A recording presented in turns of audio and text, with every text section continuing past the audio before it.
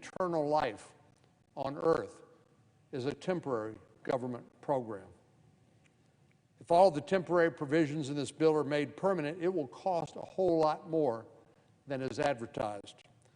And the budget experts at the University of Pennsylvania's Wharton School of Business have given us an estimate of how much more it will cost. Of course, there's President Biden, who said it will cost zero. Nobody believes that. Others have said, well, it's a $1.75 trillion bill. And I would argue that based on all the budget gimmickry, you can't really believe that either. The University of Pennsylvania Wharton School of Business pegs the price at close to $4.6 trillion over 10 years. That's the budget window, more than 2.5 times the amount Democrats have previously stated. The Committee for a Responsible Federal Budget agrees with that estimate. They estimate that the true cost of this bill would be approximately $5 trillion over the next 10 years. That's $5 trillion in largely borrowed money that will have to be paid back by somebody. That's a whole lot more than the $1.75 trillion price tag that the press has reported based on the incredible estimates that our Democratic colleagues have provided. Of course, that flies in the face of President Biden's estimate that it would cost nothing. Well, again, we understand that is not true, and the $1.75 trillion price tag is not true either. Last week, I sent a letter to the leaders of the Congressional Budget Office and the Joint Committee on Taxation requesting a true cost estimate for this bill. The American people deserve a full and complete picture of the real-world price of this legislation. And before voting on the bill, every member of the Senate, both Republicans and Democrats, should want to know how much this legislation is going to end up costing the American people. The price tag of this bill is deeply concerning, but that's only part of what makes this legislation so dangerous. As I said earlier, it dramatically increases the role of the federal government in every aspect of our lives. It drives up taxes on working families. It harms our energy security, and it hurts our competitiveness on the global stage, which hands a big win to China. That apparently is the priority for our Democratic colleagues right now, not the looming debt crisis or potential government shutdown. They're focused on legislation that actually does more harm than good. Our Democratic colleagues control the Senate agenda. They control the House, and they control the White House. They control every lever in the legislative process here in Washington, D.C. And this is how they've chosen to use that power. Our Democratic colleagues continue to prove that they are not doing what's best for the American people. If it was, then there would be an effort to build a bipartisan consensus for this legislation. Instead, they're using raw, partisan political power to jam through an agenda that they know will end up costing somewhere around $5 trillion, and that will permanently alter the relationship of the American people to the federal government. For our country's sake, I hope something changes between now and the time we actually take up this partisan tax and spending spree bill that's been passed by the House of Representatives. I yield the floor.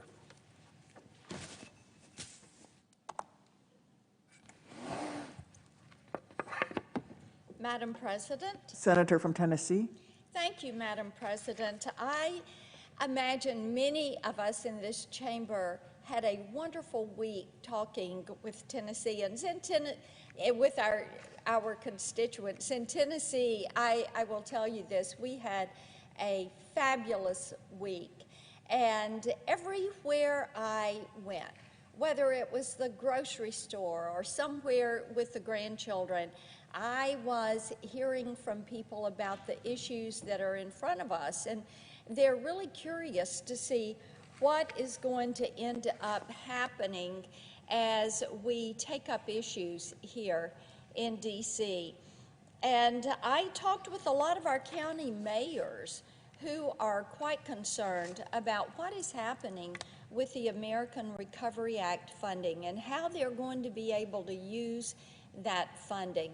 They're very concerned about the infrastructure bill, and you know, they were really a little bit surprised to find out that so little of the bill actually goes to infrastructure. I think they were really disappointed in that, because what they're interested in is money for roads and bridges and highways and ports and broadband. And we're really disappointed in the emphasis in the bill on mass transit. So what we have realized is that they have a lot of questions. They look around and they say, well, in Washington, you've got a lot of spinning wheels going on and not a lot of forward motion. And I have to agree, because in Washington it does appear that the president and many of my Democrat colleagues are spinning their wheels in the same rut that they were stuck in before the holiday, proving once again that while they understand very little about the economy, they understand even less about where the American people are. Since day one of this administration, the White House has made it clear that governing is not a priority. Governing, working with the House, working with the Senate to find solutions. But instead, this administration is doing all it can to force the country onto a path that the people have said time and again they don't want to travel this path. It's not where they want to go. By all accounts, businesses are at least a year out from a return to normal, which we continue to hear a lot about that. Everybody would like to be back to pre-pandemic normal. Our supply chains are a mess. Ships that are loaded with goods cannot get to ports. Inflation is unfortunately here to stay. Definitely wasn't transitory, and families are having an increasingly difficult time putting food on the table and gas in the car, because a dollar doesn't go as far as it once went. And this is something every family is wrestling with. And even with all of this right in front of their faces, my Democratic colleagues are more concerned with how they'll leverage these problems rather than how they're going to solve these problems. What solutions that they have proposed are completely divorced from reality and come loaded with more internal political strife than they're worth. This, of course, is the logical conclusion of a year where consensus took a back seat to the whims of the loudest and most radical leftist wing of the Democratic Party. Over the past week, the media has dripped out story after story covering the cost of inflation, the consequences of failing to fund the government, and the upcoming debate over the debt limit. And if you thought the message coming from the White House and from my Democratic colleagues in response to all this was jumbled before, prepare yourself for something even more chaotic in the days to come.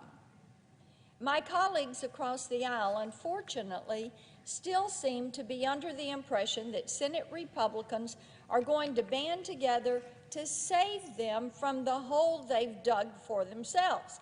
They think we're going to endorse fiscal policy so destructive that many experts who are normally friendly to the White House have refused to support these ideas, and with good reason.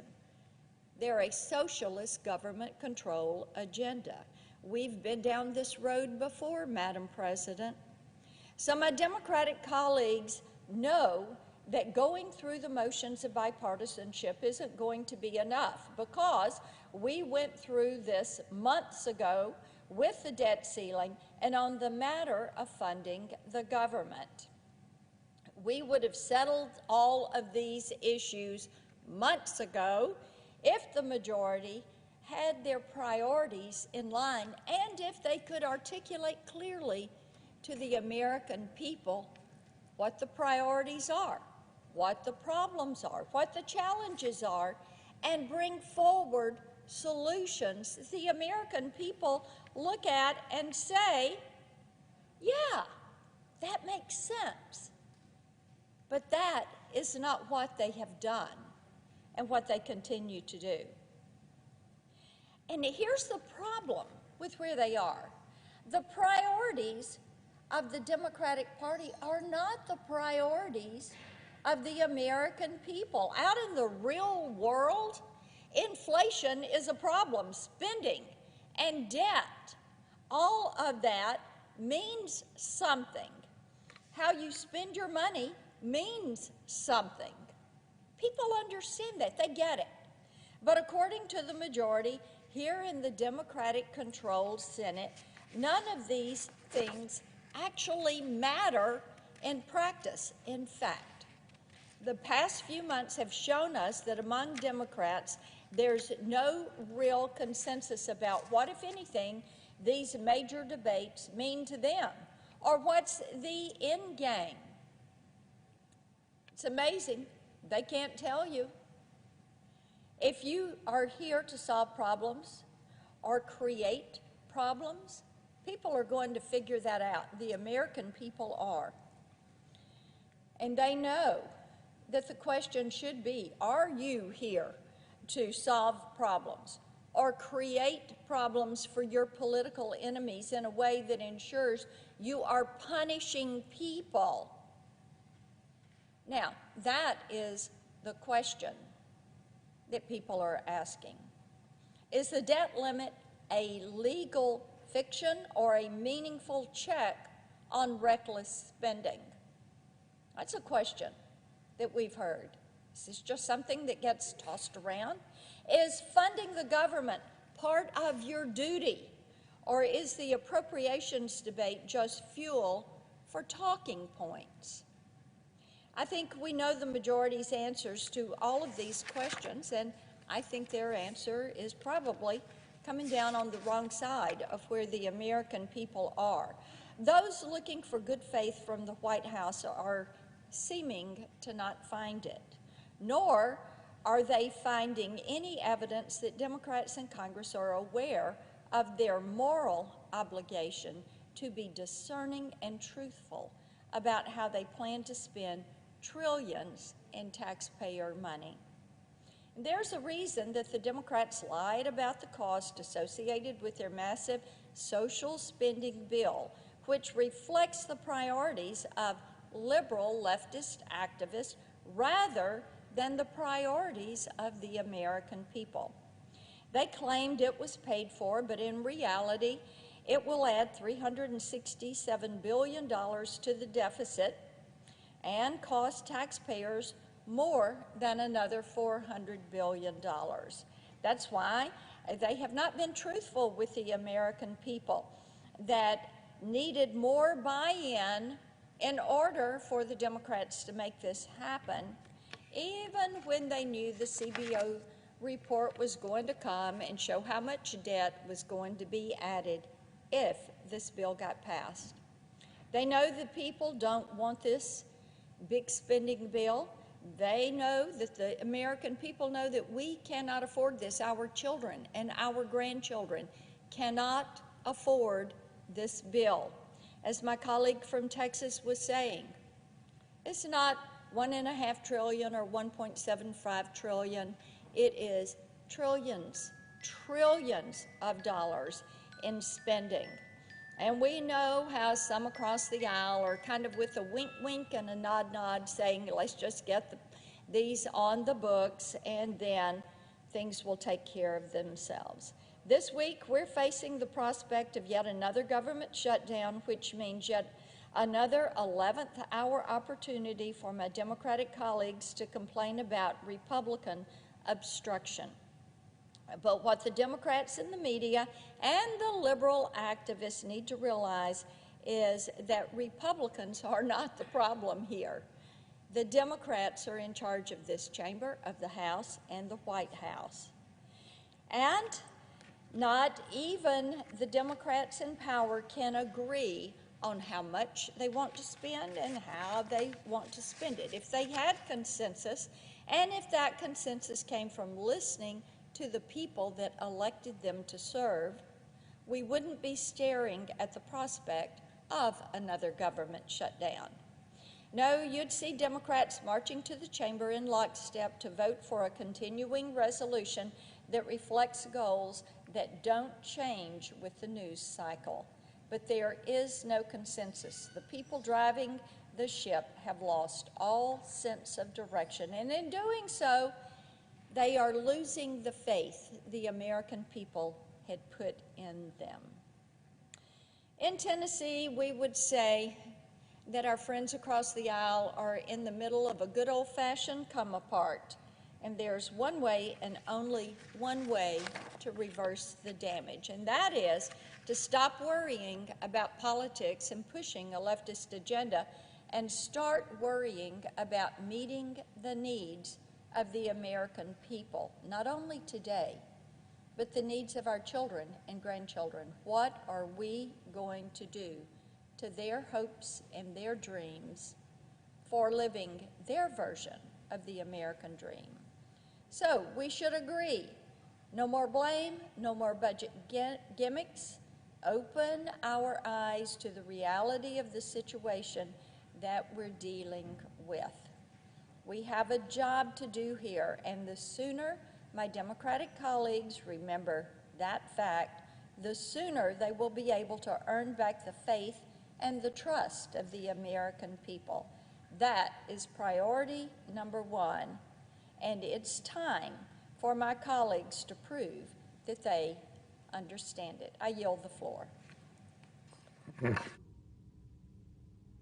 Absence of a quorum. Clerk will call the roll. Madam President, I ask that the Ms. Baldwin. quorum call be Without objection. ask that the quorum call be vitiated. Madam President, I want to talk about the National Defense Bill, but first I do want to respond just in one particular to the comments of the gentlelady from Tennessee, because I've heard this before, the idea that the infrastructure bill is an infrastructure.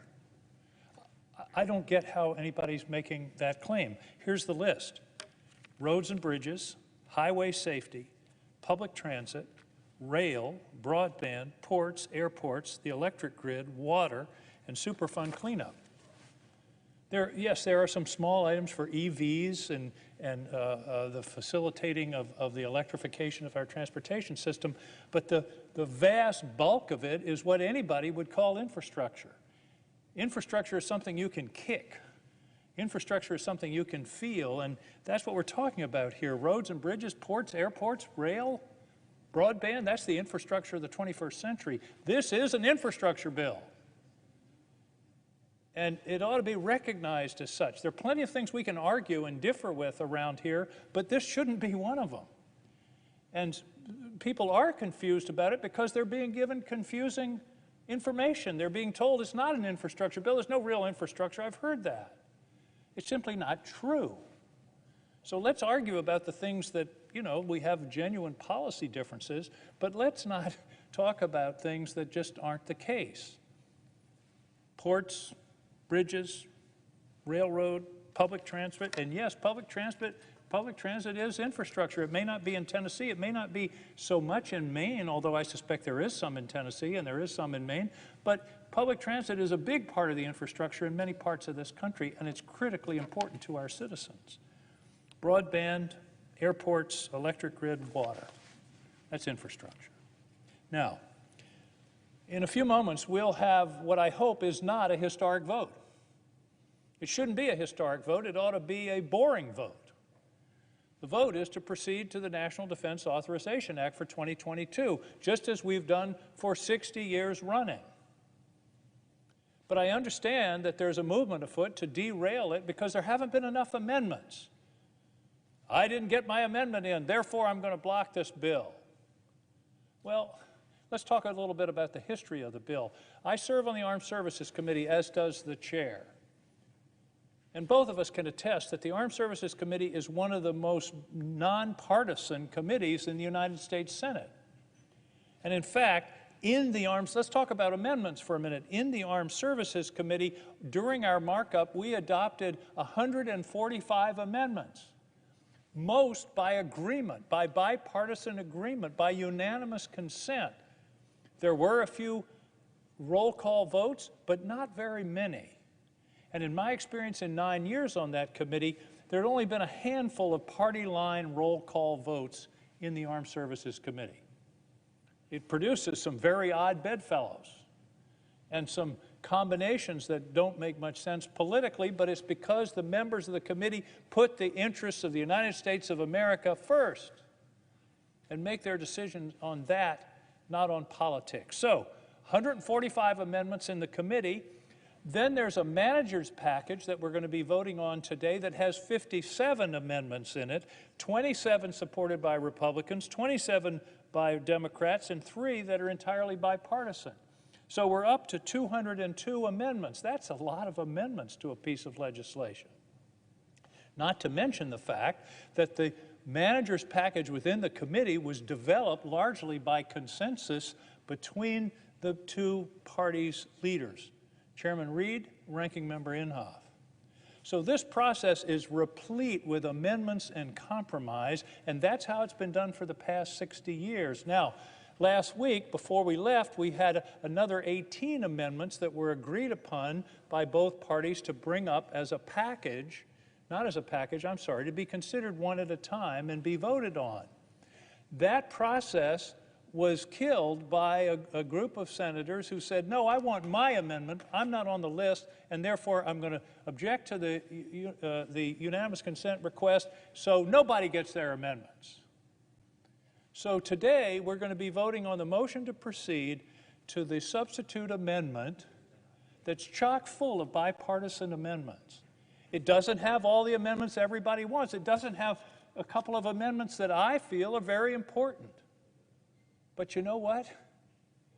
To quote my favorite philosopher, Mick Jagger, you don't always get what you want. But if you try sometimes, you just might find you get what you need. And that's what we've got right here is what we need. This is the defense of the United States of America, and why can't we do just one bill without politics? And without stamping our feet and say, I didn't get my amendment, so I'm going to vote against it. And by the way, this is a vote on a motion to proceed, which in my view ought to be just the most routine possible vote. It's not a vote on the bill itself. Let's proceed to this bill. Let's proceed to the bipartisan manager's package that's been worked out painstakingly over the last several months. And let's think about what this bill is all about. This isn't ordinary policy. This is the national security of this country. This is a pay raise for our troops. This is national security that our people depend upon. That's our most fundamental responsibility. The preamble of the Constitution, one of the key responsibilities to provide for the common defense. That's why you have governments in the first place. We've done it for 60 years in a row. I urge my colleagues, this isn't a moment for partisanship or for playing about, I didn't get my amendment, so I'm not going to vote for it. Suck it up. I'm going to vote for it. As I say, there are a couple of amendments that I felt very passionately about involving cyber and the protection of the country, but they aren't in, but I'm still going to vote for it because that's our responsibility. This is the most fundamental responsibility we have around here. And we have a bipartisan process. It came out of committee 25-3. 2 Republicans, 1 Democrat voted against it.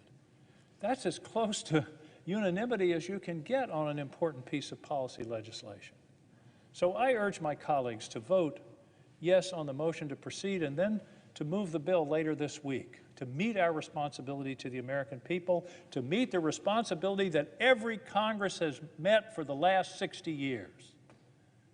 If we don't do that because we're angry that we didn't get something in or there weren't enough amendments, 202 amendments built on top of already a bipartisan package that was produced, the chairman's mark in the committee, to me is pretty full consideration.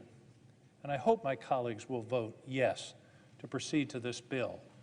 It's our responsibility, and more than that, it's what's necessary to protect this country. Thank you, Madam Chair. I yield the floor.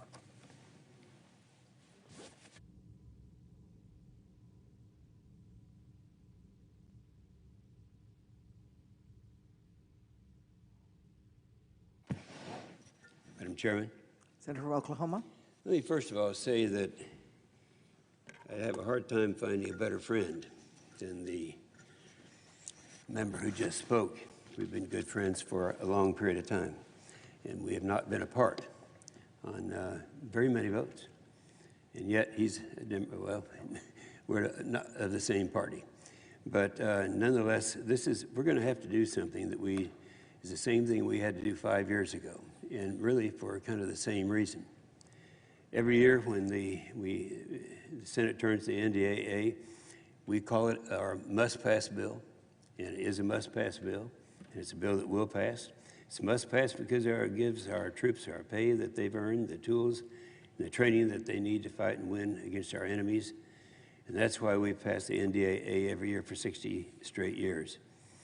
This year will be 61. This is pretty much the only authorization bill that gets done the way it should, year after year. In fact, it's pretty much the only bill, period, that Congress does every single year without fail. However, no matter how important it is, that doesn't mean that we'll accept the fact that Senator Schumer wants to jam it through the Senate without adequate consideration. And let me be clear, Senator Schumer has put us in this position today. He waited more than 2 months after we filed the NDAA to bring it to the floor. 2 months. We could have been discussing this and having it and treating it like we should. He tried to tack it on his unrelated legislation, just as many of us, including my Democrat colleague in the House, Adam Smith, guessed that he would. And now he wants a floor vote on this bill, the most important bill that we do all year, to be enough, despite the fact that he isn't giving us ample time to debate the bill, and he certainly hasn't been willing to entertain an open amendment process. We've been trying to get this for a long period of time, and we haven't gotten it. The most important bill of the year. And I think Americans back home are smart enough to understand that our service members deserve more. They deserve to be our priority in the Senate, and we need to show them that by providing a robust and open debate on the annual defense bill, that's how we would do it.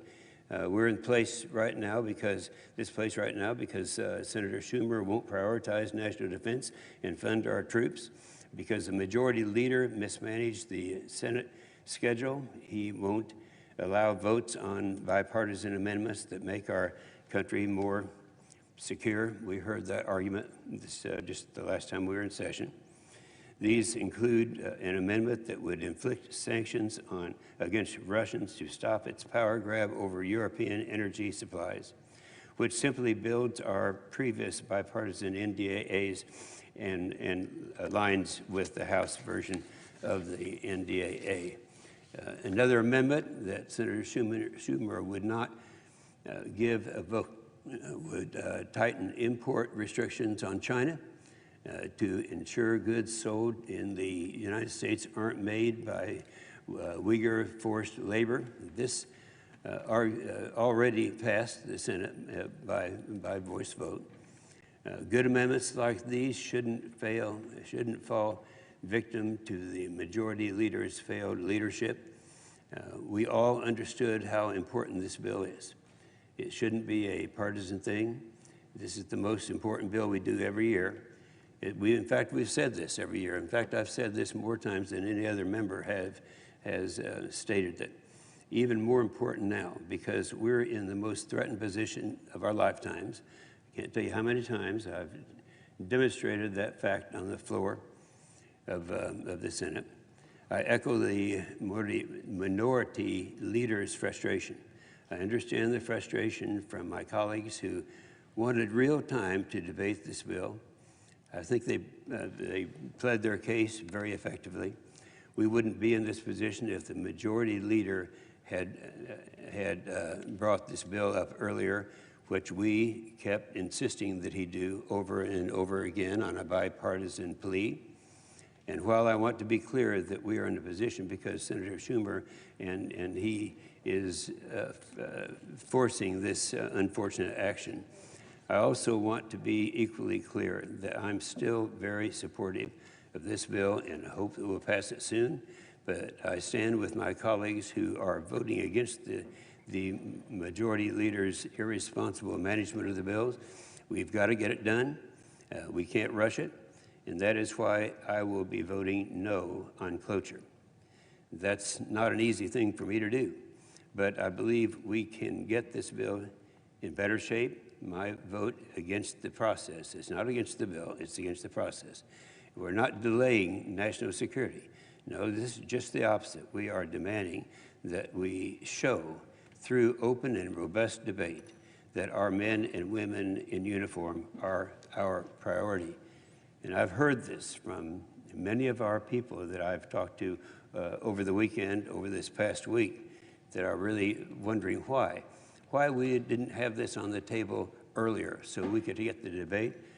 I hope that a lot of the American people heard the 6 different Republicans who were demanding to have their votes, an amendment process. This is the first time in my memory that we have not had this kind of a process take place.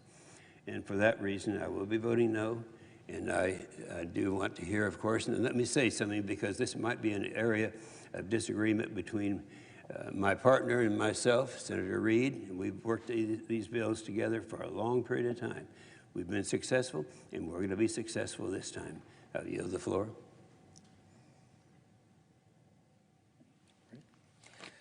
Madam President. Senator from Rhode Island. Well, Madam President, it would be a very disappointing moment if we were failed to invoke cloture. This bill from the very beginning has been completely bipartisan, open to amendments. In the course, as Senator King in his eloquent remarks pointed out, of the committee hearing, we entertained over 100 amendments on a bipartisan basis. We came to the floor with a bill that passed our committee 23-3, overwhelmingly bipartisan. We also brought to the floor a substitute amendment including approximately 60 amendments that were also bipartisan. And then we had another series of 20 amendments that were completely bipartisan that would have been voted on. But they were objected to because several members did not get their amendments. Now, just to point out, the majority of these amendments aren't even within the jurisdiction of the Armed Services Committee. They don't relate directly to the men and women of the armed services. They might have foreign policy implications, but they're not something that is essential to the passage of the National Defense Authorization Act. And I can recall many times, and maybe our recollections differ a bit, I can recall many times in this floor where the NDAA was brought up and both sides could not agree on amendments, and we went through the process and we invoked cloture and we voted on the substitute bill and we went off to conference. So this would not be the first occasion in which, ironically, a few people did not get their amendments. In fact, in previous occasions, there were many, many people who did not get their amendments. And so, again, I go back to the point of we have produced a bipartisan piece of legislation. And I commend the ranking member who we worked with closely, the committee chairs and the ranking members. The staff has done a superb job. And we're here just one vote, procedural vote away from moving forward. And I think we should move forward for the benefit of the men and women of the armed services, as Senator King so, again, eloquently described. And I think the other factor, too, is that eventually we have to reconcile whatever we do or don't do with the House of Representatives. And certainly I think it gives us much more credibility, much more clout, much more leverage when we have a strong bill that has passed the floor of the Senate. And we're not talking about 100 amendments that we have to consider. We're talking about a handful of senators who didn't get their way, even though many others were frustrated.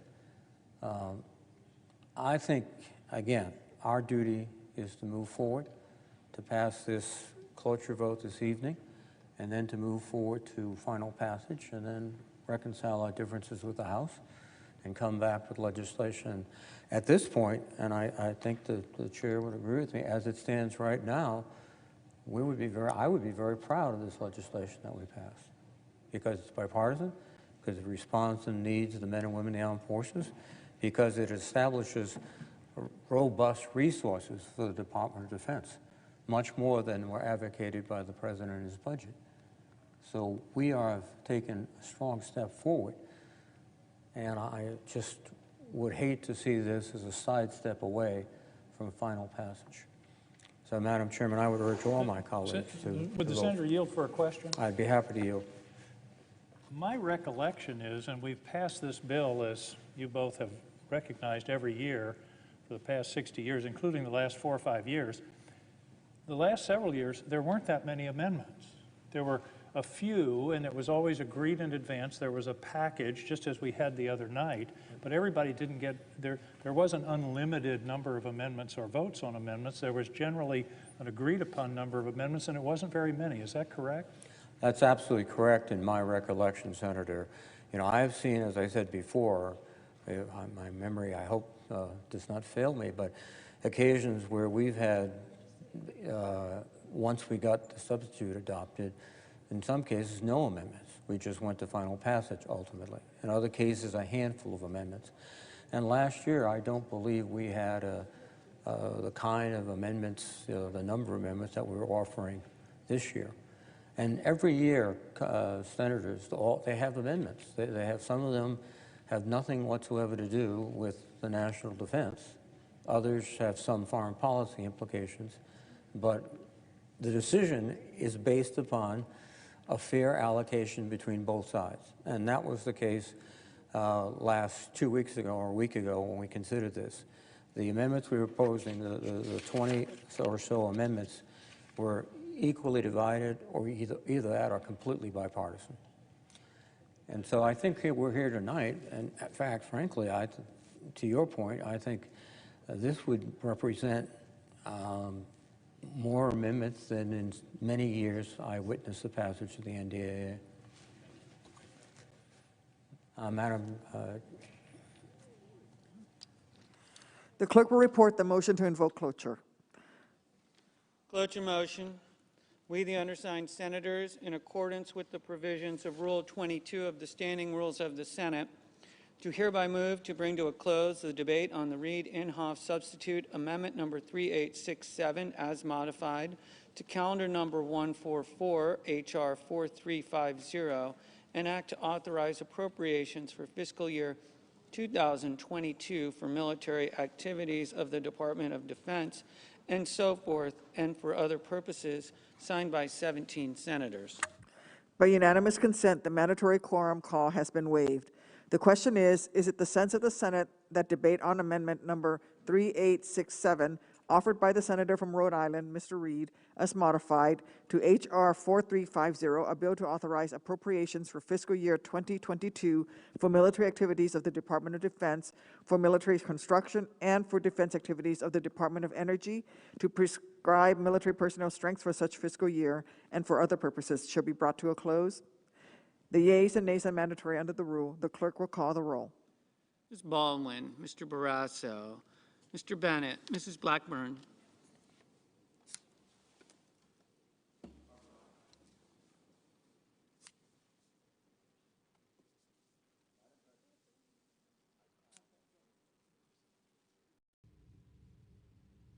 Mr. Blumenthal. Mr. Blunt.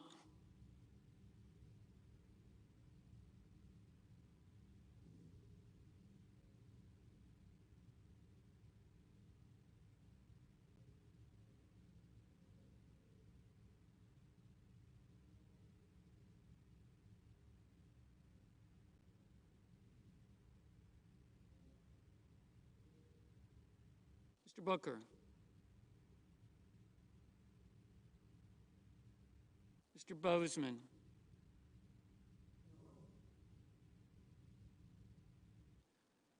Mr. Braun.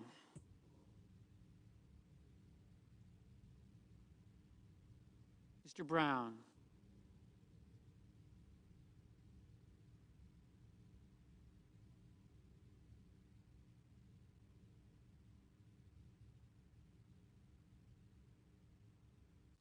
Mr. Burr.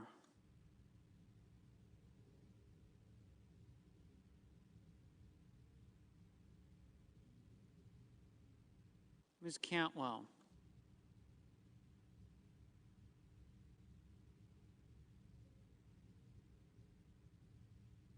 Mrs. Capito.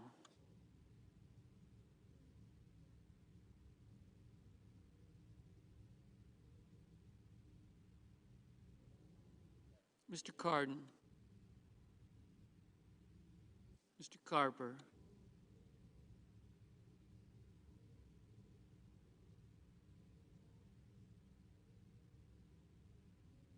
Mr. Casey.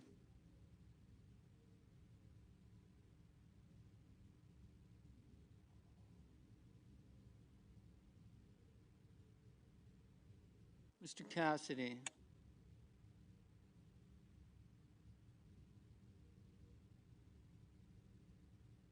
Ms. Collins.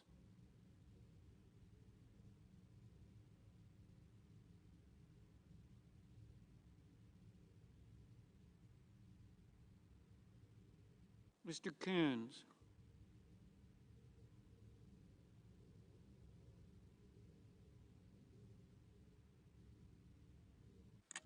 Mr. Cornyn. Ms. Cortez Masto.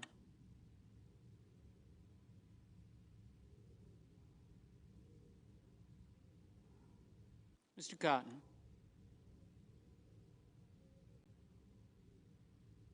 Mr. Kramer.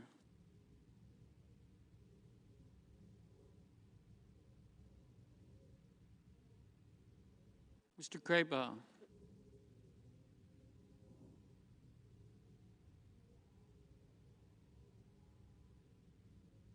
Mr. Cruz.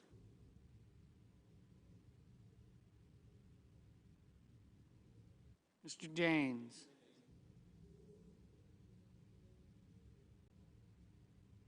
Ms. Duckworth.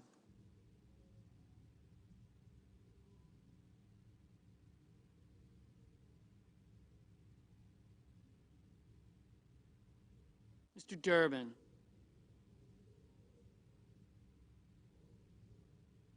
Ms. Ernst.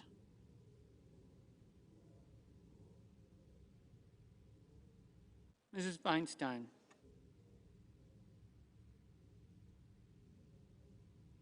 Mrs. Fisher.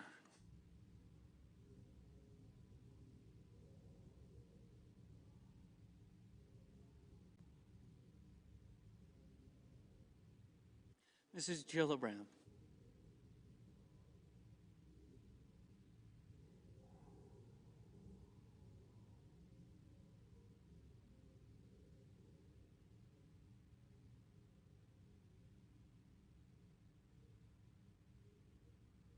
Mr. Graham.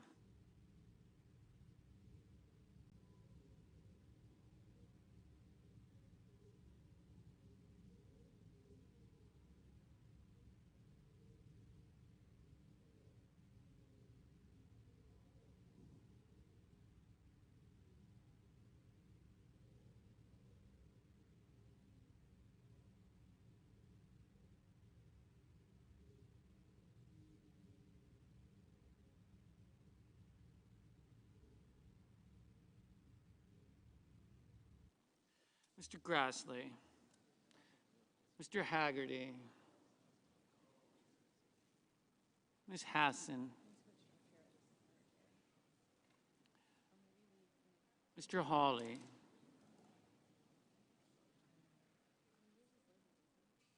Mr. Heinrich, Mr. Hickenlooper,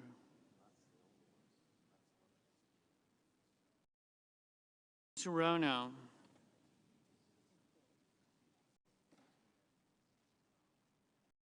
Mr. Hoven,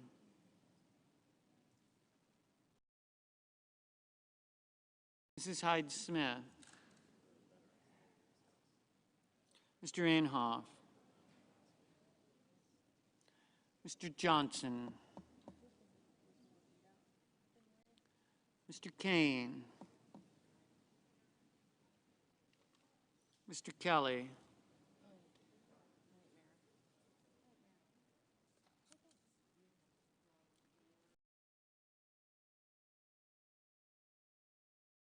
Mr. Kennedy, Mr. King, Ms. Klobuchar,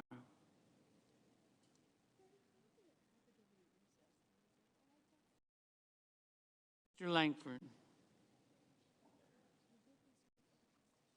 Mr. Leahy,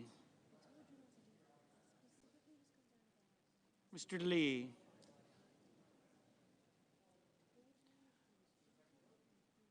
Mr. Lujan,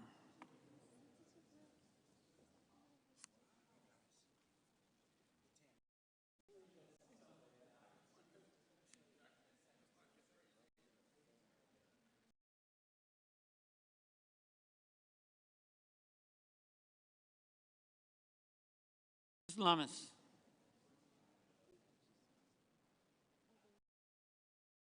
Mr. Manchin, Mr. Markey,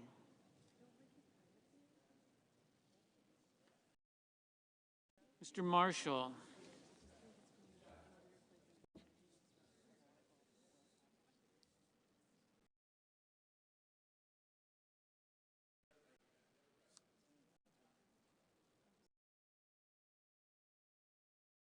Mr. McConnell,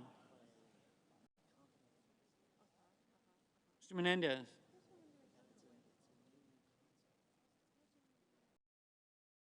Mr. Merkley, Mr. Moran,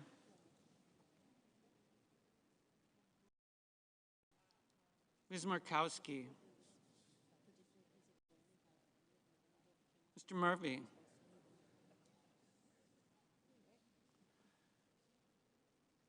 Mrs. Murray,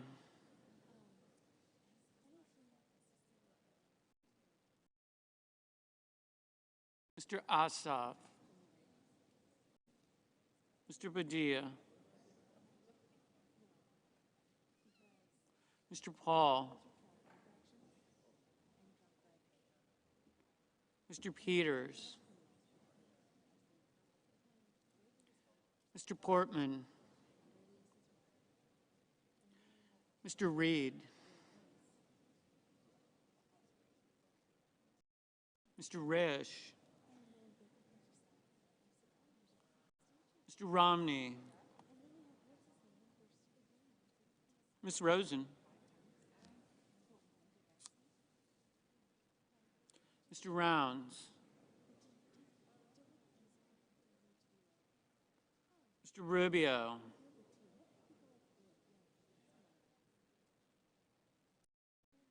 Mr. Sanders, Mr. Sass, Mr. Schatz, Mr. Schumer, Mr. Scott of Florida, Mr. Scott of South Carolina, Mrs. Shaheen, Mr. Shelby, Ms. Sinema,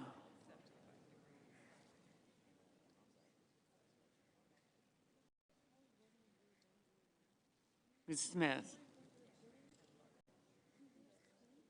Ms. Stabenow,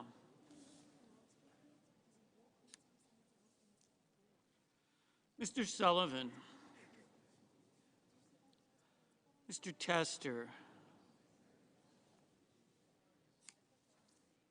Mr. Thune, Mr. Tillis,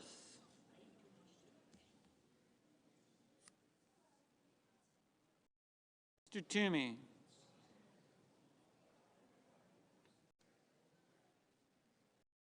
Mr. Tuberville,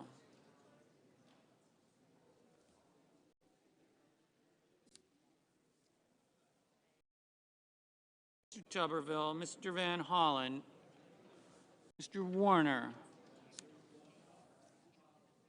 Mr. Warnock, Ms. Warren,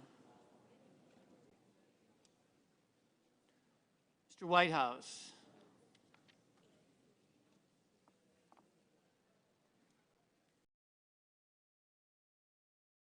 Mr. Wicker, Mr. Wyden, Mr. Young.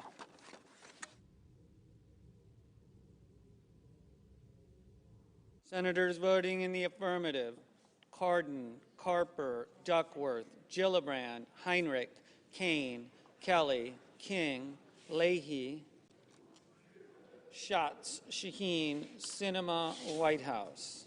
Senators voting in the negative: Blackburn, Braun, Burr, Capito, Crapo, Hawley, Inhofe, Marshall, Risch, Scott of Florida. Mr. Warner, aye.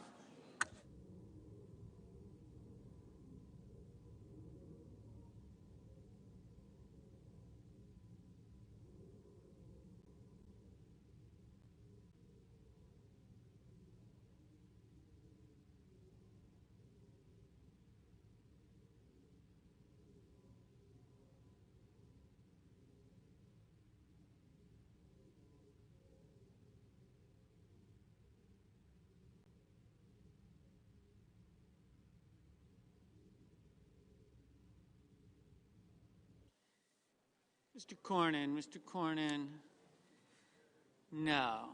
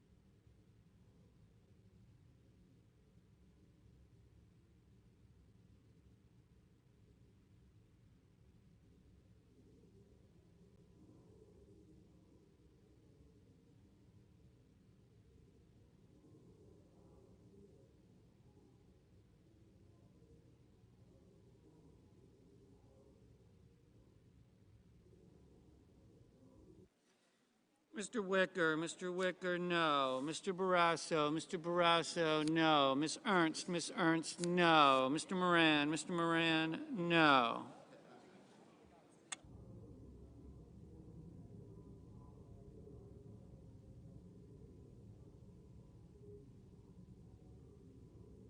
Mr. Thune, no. Mr. Portman, no. Mr. Tuberville, no. Mr. Rubio, no.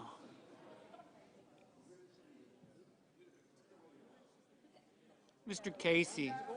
Mr. Casey, aye.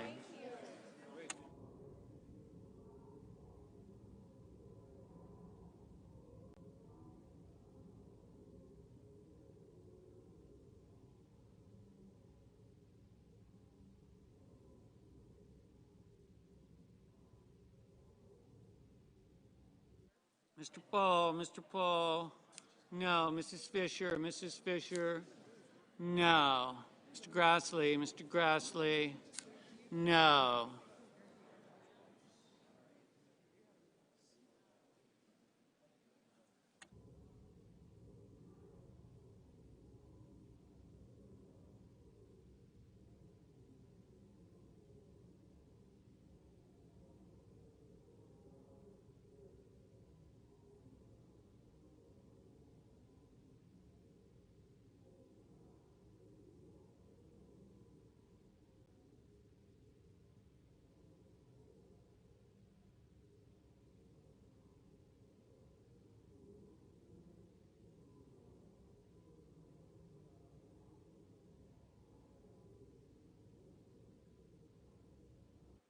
Mr. Young, no.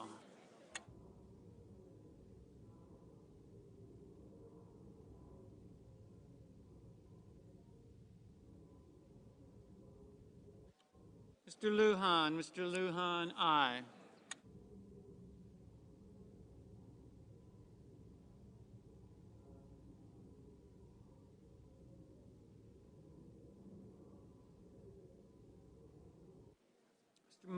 Mr. Murphy, aye.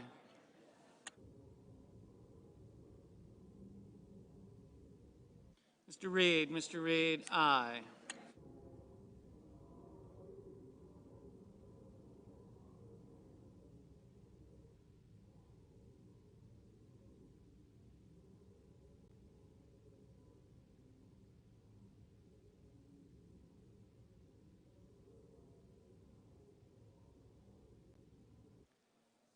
Ms. Hassan, aye.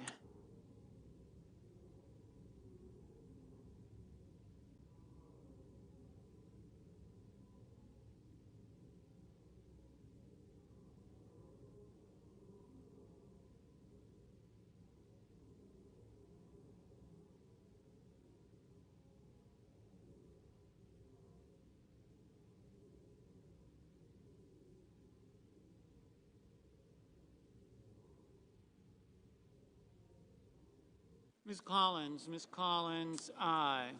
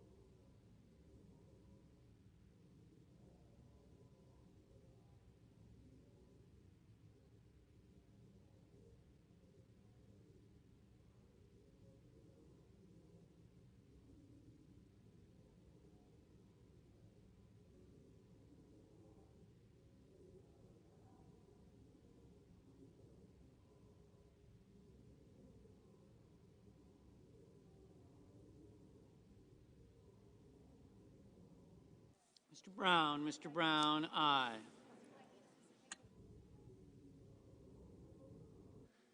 Mr. Menendez, aye.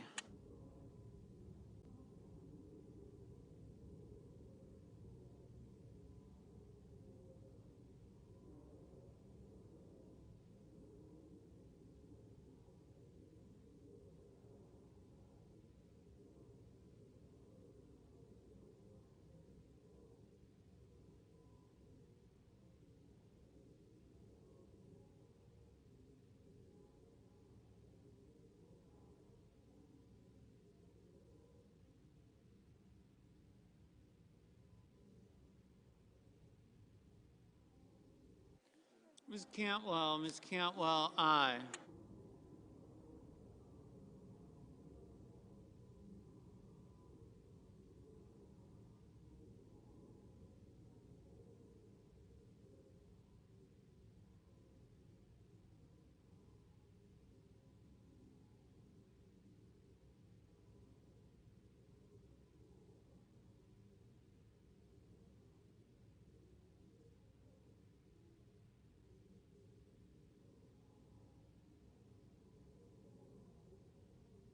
Mr. Bozeman, no.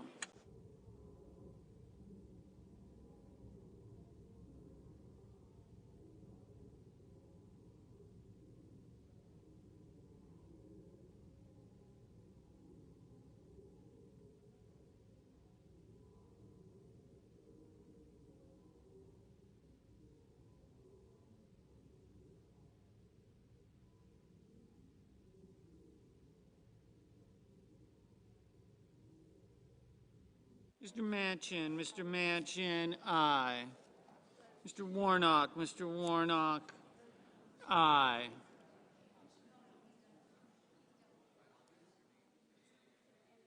Mr. Durbin, aye.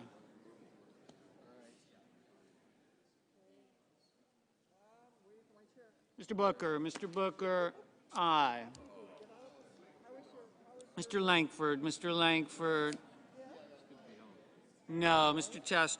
Tester, aye. Mr. Haggerty, no.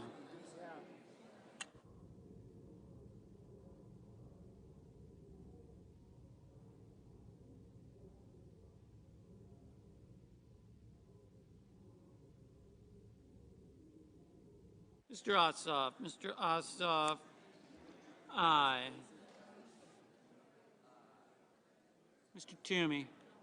Mr. Toomey, no.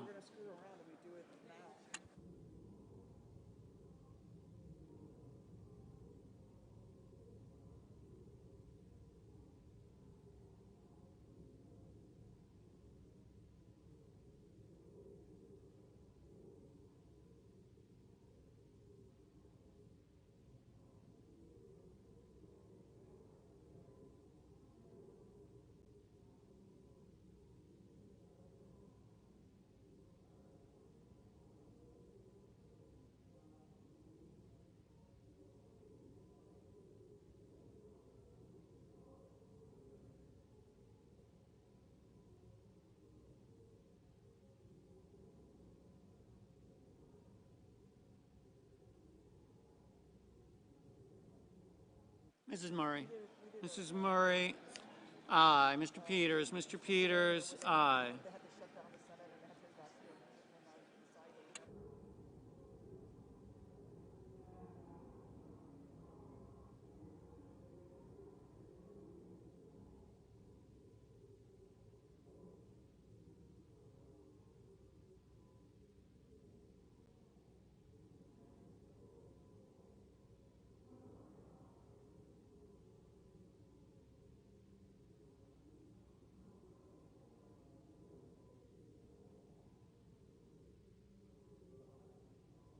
Mr. Markey, no.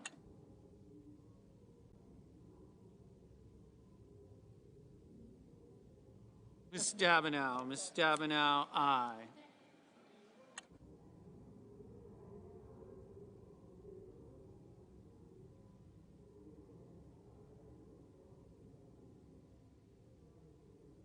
Mr. Kennedy, no.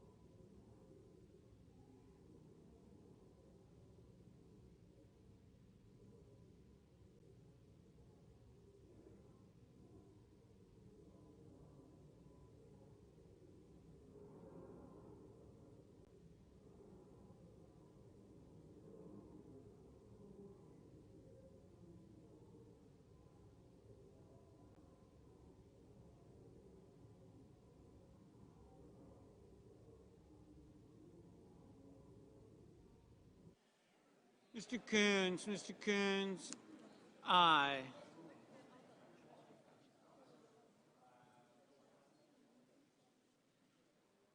Mrs. Hyde Smith, no. Mrs. Feinstein, aye.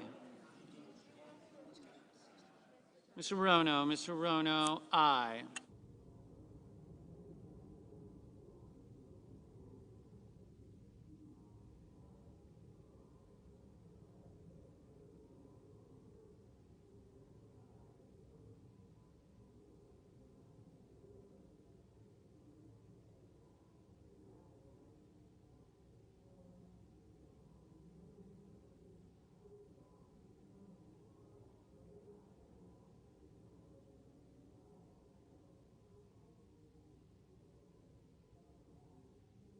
Mr. Johnson, no. My mom brought me some Sadie's salsa. Because they sell it in Ohio grocery stores. Really? Yeah, but they don't sell it. Ms. Baldwin, aye.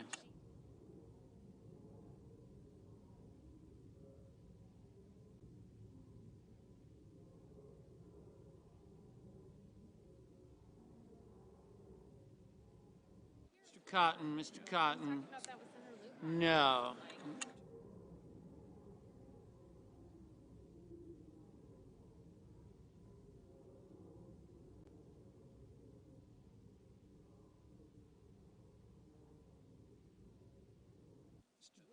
Mr. Daines, no. Look for that.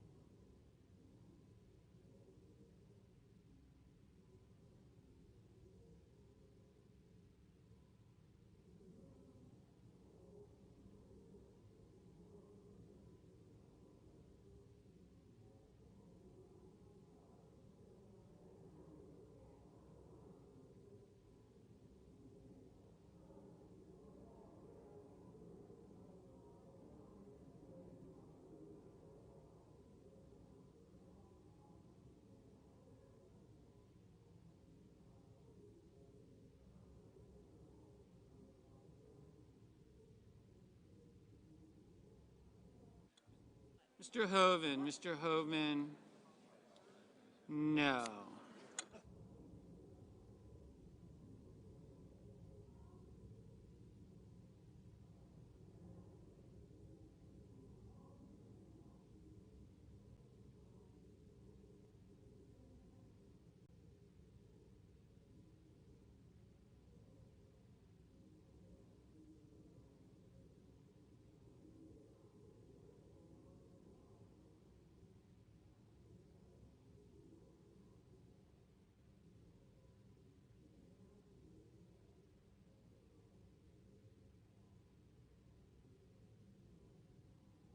Ms. Cortez Masto, aye.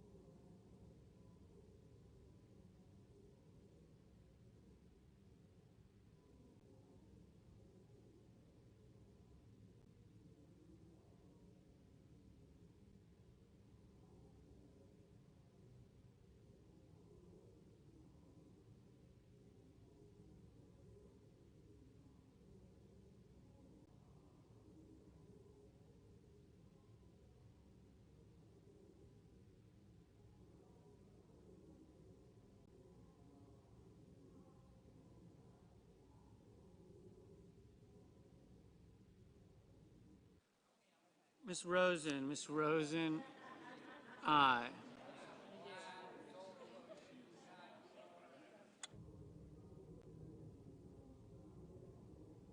Mr. Blumenthal, aye. Mr. Shelby, no. Ms. Smith, aye.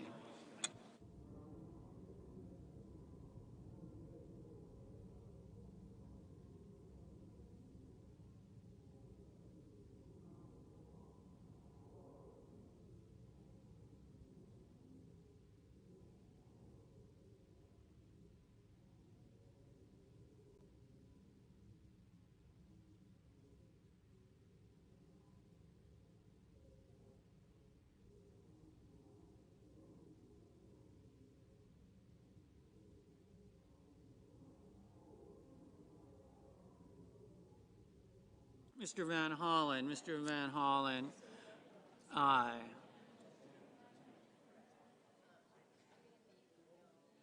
Ms. Markowski, no. Mr. Kramer, no.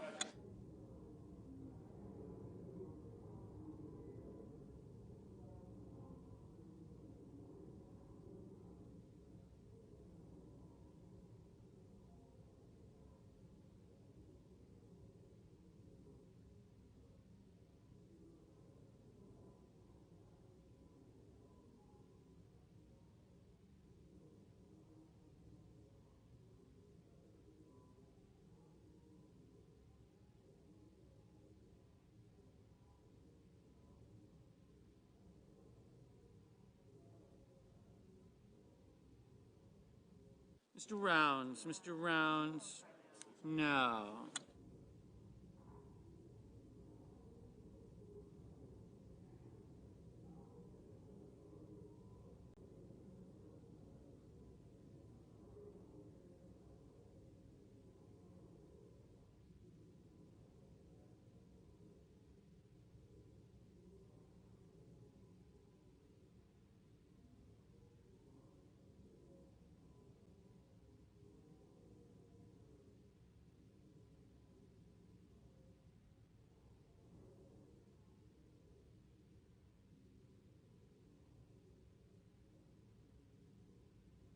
Mr. Padilla, aye.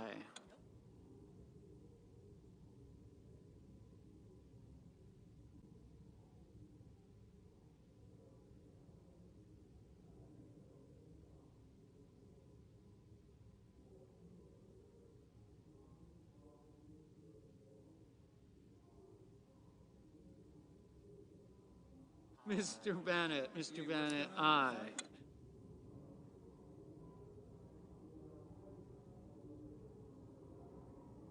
Mr. Lee, no.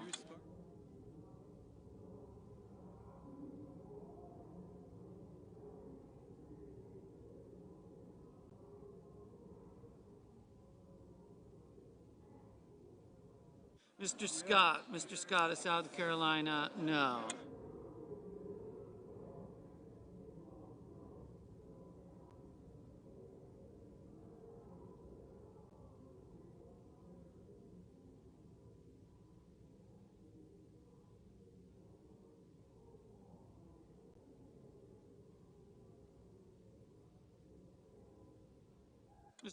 Mr. Romney, no. Ms.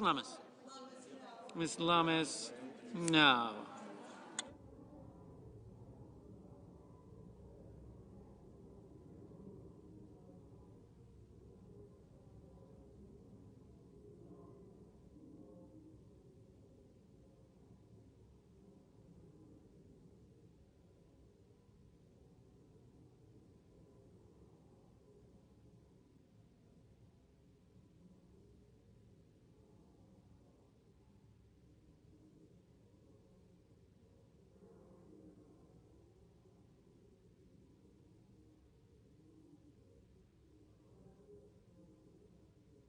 Mr.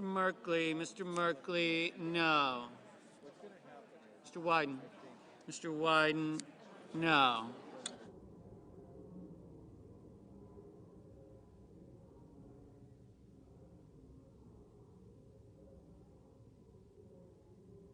Ms. Warren, no. Mr. Sanders. Mr. Sanders, no.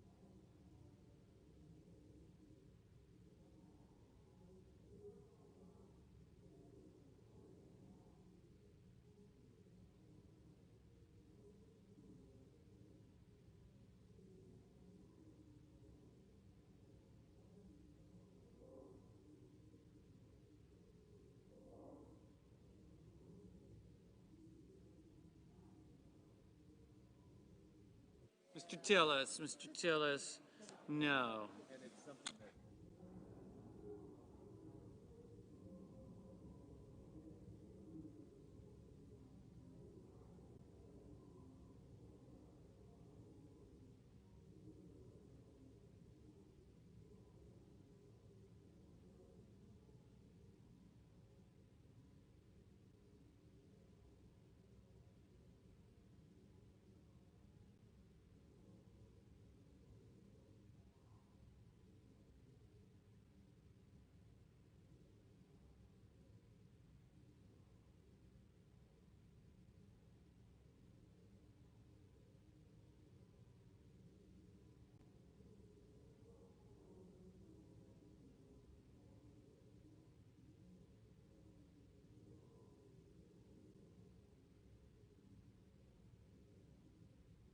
Ms. Klobuchar. Ms. Klobuchar, aye.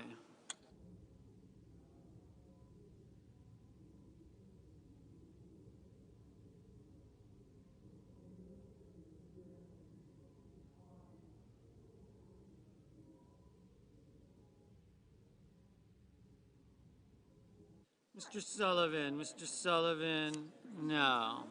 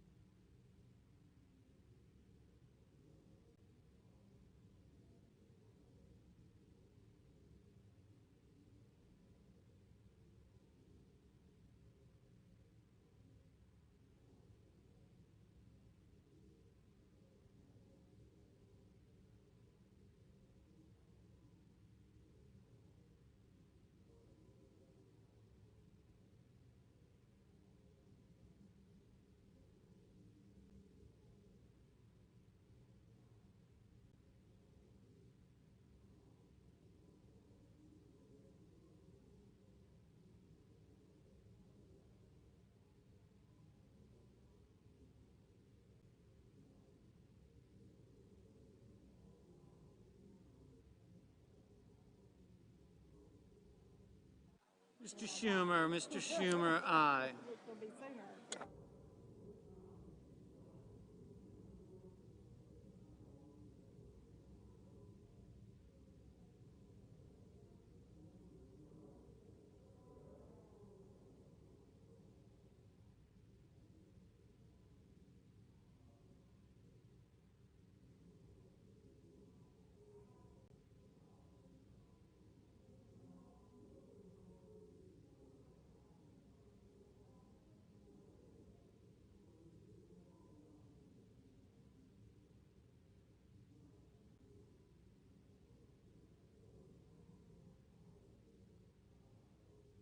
Mr. McConnell. Mr. McConnell, no.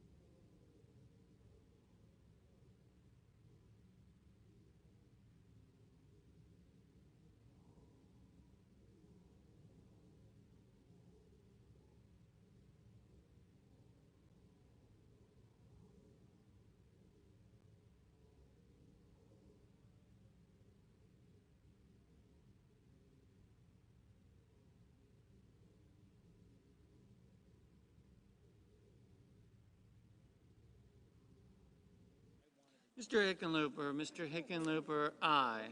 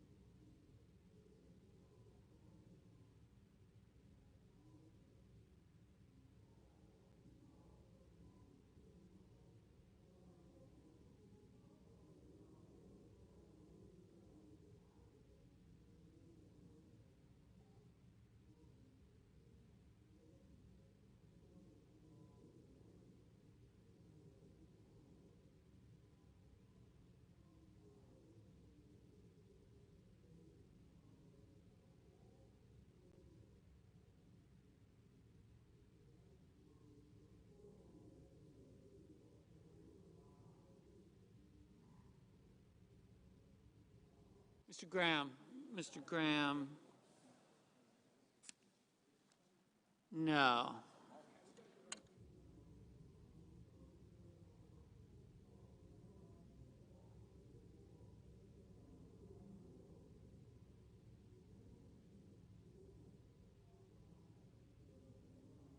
Mr. Schumer. Mr. Schumer.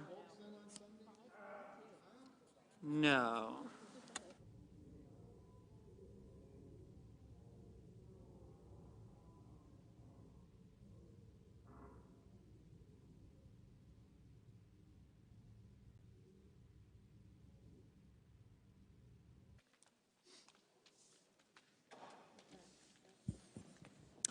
On this vote, the yeas are 45, the nays are 51. 3/5 of the senators duly chosen and sworn not having voted in the affirmative, the motion is not agreed to. Okay, Mr. President. The majority leader. I enter a motion to reconsider the failed cloture vote. The motion is entered. And Mr. President,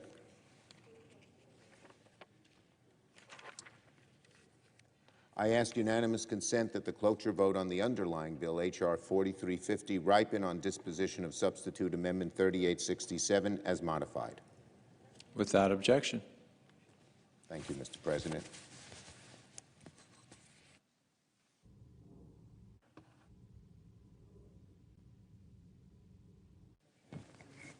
Senator from Ohio. Thank you, Mr. President. This weekend, I withdraw. Yield to Senator Reid. The senator from Rhode Island. Thank you, Mr. President. I rise to express my great disappointment that some of my colleagues have indicated by their vote that they are preventing the adoption of the National Defense Authorization Act. And they claim that more amendments and more debate are needed. This bill has been bipartisan from the beginning. It incorporated over 100 amendments at the committee level. There were an additional approximately 60 amendments in the substitute on a bipartisan basis. Last week, before we adjourned, we offered 20 more amendments on a bipartisan basis, and they were rejected by my colleagues on the Republican side, just as this evening, this motion for cloture was rejected. And they have had, as I said, an opportunity to consider more amendments. We had 20 amendments last week that were ready on an equal basis to be debated and voted upon. And that was denied. And one of the ironies this evening is many of my colleagues who have had amendments in the bill, indeed were offered a chance to present their amendment, but were denied by Republican objections, came down and voted against the bill. It doesn't seem to be particularly logical in my mind. Now, in the course of NDAAs, and I've done a few, there have been periods in which there have been extensive consideration of the bill with very few, if any, amendments. There have been times in which only a handful of amendments were presented before we voted in the cloture, passed cloture, and passed the bill. So this is an unusual departure from what is typically the custom of this body, particularly when we're beginning with a bill that has so much bipartisan support. The bill passed out of committee 23-3 because it represented all of the principal points that my colleagues wanted. In the course of the committee deliberations, there were 300 amendments presented, and we adopted 143. Mr. President, let me yield to the majority leader. I thank my friend from Rhode Island. I just want to make a brief statement about the vote, and then I'll turn it over to him. So, my colleagues, there should be no misunderstanding about the absurdity that just played out on the floor. For a while now, Republicans have claimed they want to pass the defense authorization legislation immediately. They said we couldn't afford to wait any longer. They called it a core duty, a bare minimum. and they called on me to bring it to the floor for a full vote. But a few moments ago, Republicans just blocked legislation to support our troops, support our families, keep Americans safe. Republican dysfunction has again derailed bipartisan progress. The Republican choice to block our bill, and by an extension, legislation to support our troops and protect the homeland, can be summed up in 2 words: inexplicable and outrageous. I hope the American people are watching. And don't tell me we aren't offering a fair process. We have ample debate. We had amendments from both sides. We had a huge number of managers' amendments, equal numbers Democrat and Republican. We offered to debate, I believe it is 18 amendments, more than has been on most other bills of this type. In any other time in history, what we offered Republicans would be considered a very fair and generous compromise. But just because a few Republicans didn't get every single concession they insisted on, they're now halting the process. Despite this vote, Democrats will continue to work to make sure our troops get paid and our vital defense programs can continue. I thank my colleague for his courtesy and yield the floor back to him. I thank the Majority Leader for his comments. And just to elaborate, this represents what the Majority Leader just pointed out. A few members on the other side frustrated the entire process, and ironically frustrated many of their own colleagues in their caucus who had amendments either in the substitute agreement or ready to be voted on. So this is not it's a question really of doing our utmost as we have in the past, not for individual points, but for the support of the men and women in the military. That was the spirit that guided our efforts in the committee. Working closely with Senator Inhofe and all the members on both sides, we recognize that what we do ultimately affects the safety and the welfare of the men and women in uniform and their families. And in this legislation, I think we accomplished a great deal. This is, my sense, one of the most bipartisan bills we've ever considered. And it is unfortunate that we can't move forward on a bipartisan basis, consider this bill, and then go to the House and come back with a final legislation for consideration by this Senate. We will have to do the NDAA. It will be done. I think Senator Inhofe is committed to that, as I am, and we'll have to use the procedures that are appropriate to get it done. But we just missed an opportunity to send a clear message that we support this legislation, we support our troops, we're going to go to final passage, and then we're going to go and chair the House, send the bill to the President of the United States. And one of the other aspects of this, many of the issues that were in contention in these amendments are not within the purview or jurisdiction of the Defense Committee. There were foreign relations issues, there were sanctions issues, et cetera. We often serve as a vehicle to move those issues along, but it's not central to the purpose of the National Defense Bill. What is central to the National Defense Bill, we accomplished. Resources for our troops, support for the near-peer competition that we're facing from Russia and China, investing in game-changing technologies, modernizing our ships and our aircraft and our vehicles, providing our service members with the resources and the support they need to defend the nation, at the same time taking care of those families. That's why we're here on the floor with the National Defense Authorization Bill.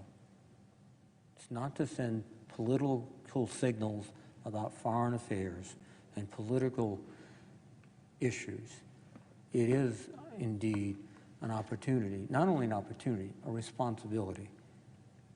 And I think tonight we demonstrated irresponsibility to those who serve and their families, and I regret it immensely. Now I look forward, again, working with my colleagues and Inhofe and all members of the committee, to continue forward to develop legislation that will be acceptable to this body and pass, as we have for 60 some odd years, the National Defense Authorization Act. So with that, Mr. President, I would yield the floor, and I would recognize and thank my colleague from Ohio for yielding to me. Thank you. Mr. President, thank you. Senator from Ohio. Thank you. And I always laud and so appreciate the principled leadership of the senior senator from Rhode Island, who never would have done what just happened on the floor when we were in the minority. I mean, Jack Reed is always there for the troops, is always there for our national security, and I join my colleagues in showing our appreciation. I know the presiding officer from New Mexico thinks the same thing. Mr. President, this weekend, we celebrated Small Business Saturday, where Ohioans and people around the country show their support for local businesses in their communities by shopping local for holiday gifts. Small business, their workers drive this economy. There's always talk on this floor about small business, but the focus is rarely in this body actually on small business and their workers. They create jobs and economic growth in our communities, in the heartland, in small towns and overlooked neighborhoods, places that often don't get a lot of outside investment. The stakeholders in these businesses aren't nameless, faceless shareholders. They're our neighbors, our family members, the people you see at church and at the grocery store. And they are vital to our economic recovery. It's why we passed the Bipartisan Paycheck Protection Program last year. It's why Democrats and President Biden expanded it in the American Rescue Plan. Last week, I asked Ohioans on social media to tell us about their favorite local businesses to support this holiday shopping season, businesses that go above and beyond to help their community. This was a little bit, Mr. President, and I've gone to the floor on this before, and you and I have talked about this. When I post on my website, what did the child tax credit mean to your family? And the effusive outpouring and excitement from so many people saying this should be the role of government, this is what really matters. That's what we found when we posted asking people to share your stories about favorite local businesses. I want to share a few of them. Beth talked about Mootown Creamery in Berea. She said they're so involved in the community, they never say no when help is needed. Robin gave a shout out, and that's in Northeast Ohio near Cleveland. Robin gave a shout out to Snazzy's in Oxford for local arts. That's in Southwest Ohio, north of Cincinnati, the home of Miami University. I would add Berea is the home of Baldwin Wallace College, too. Sarah mentioned Sunset Bistro in Bowling Green. They not only support their local community, they're devoted to honoring our veterans, another community with a big state university in Northwest Ohio. Heather wrote about Let's Eat Cake in Urbana. She said owner Tina is always doing something for the Downtown Business Association and the greater community. Donna said, I can't say enough about Scott, the owner of Salad Crazy. Scott goes above and beyond to make the city of Avon Lake, a city on Lake Erie, just east of Lorraine, a great place to live and raise our children. Lori has said, Polka Art and Photography in Grove City in Central Ohio does amazing digital printings and photography. She restores old photographs into digital paintings. Tia said Gemini Gems and Creations in Lancaster, a small city southeast of Columbus. Wonderful people who started selling out of their homes and during town events, out of their home and during town events, and now finally have their own shop. Teresa mentioned Chris Foltz Sign Company, Foltz Signs in his pizza place, Blue Lick General in Lima.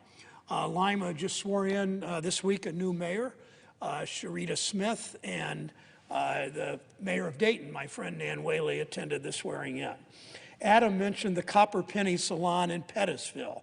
Vicki mentioned the Charm Farmhouse in Wellington. She said they take food drives and donate to those in town who directly help our community. They survived, shut down, and thrive still. Think about that. They survived and they thrive. This pandemic hit small businesses hard. For so many of them, they're still paying their workers and serving their communities because of PPP, because of our work through the American Rescue Plan to get people vaccinated. PPP has helped Ohio businesses survive. Vaccines are bringing back customers, allowing these small businesses to thrive again. The bipartisan infrastructure plan the president signed just last month is going to mean investment it's going to mean investment in these businesses, local communities. People in Ohio and across the country remember how after the last economic crisis in 2008 and 9, the biggest corporations recovered. They always do, Mr. President, while large swaths of the country were left behind. Many of these same communities have watched for decades as factories closed, as investment dries up, as storefronts were boarded over.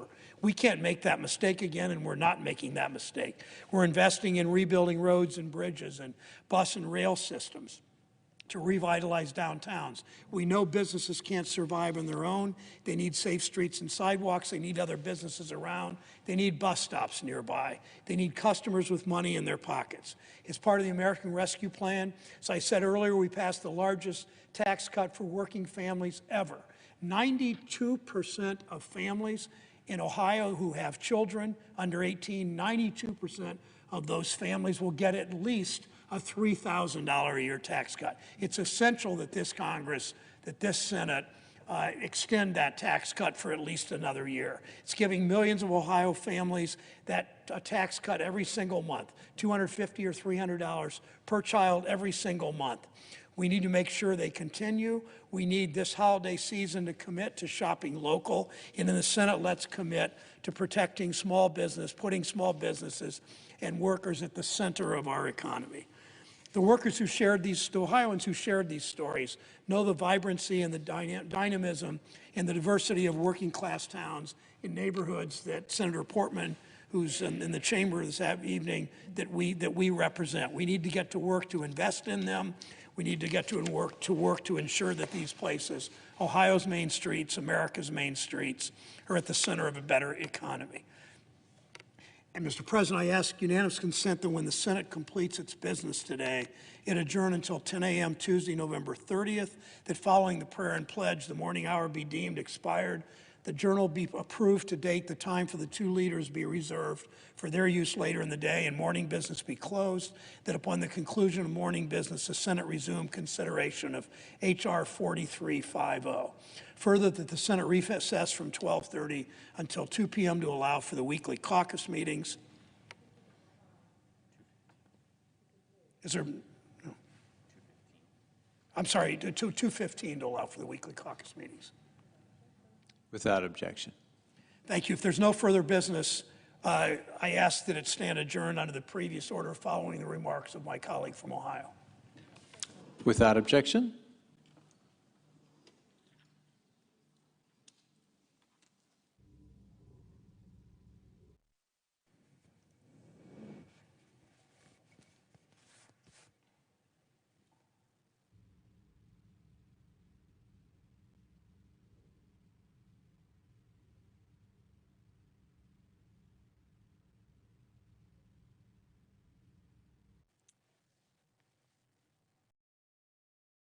President. Senator from Ohio. Mr. President, I thank my colleague from Ohio, and I'm on the floor today to talk about a major public health crisis facing our country, one that is resulting in thousands of people losing their lives, causing the death of over 100,000 Americans a year, negatively impacted so many millions more in my home state of Ohio and all around the country. And no, I'm not talking about COVID-19. I'm talking about an epidemic within the pandemic. I'm talking about the surging epidemic of drug use and addiction that has fueled a record number of overdose deaths and threatens to get even worse. In the past 19 months or so, our attention has understandably been directed toward the COVID-19 crisis. And once again, we see with Omicron the possibility of another variant coming, and those public health challenges are real. But I got to tell you, it's led us to ignore another crisis.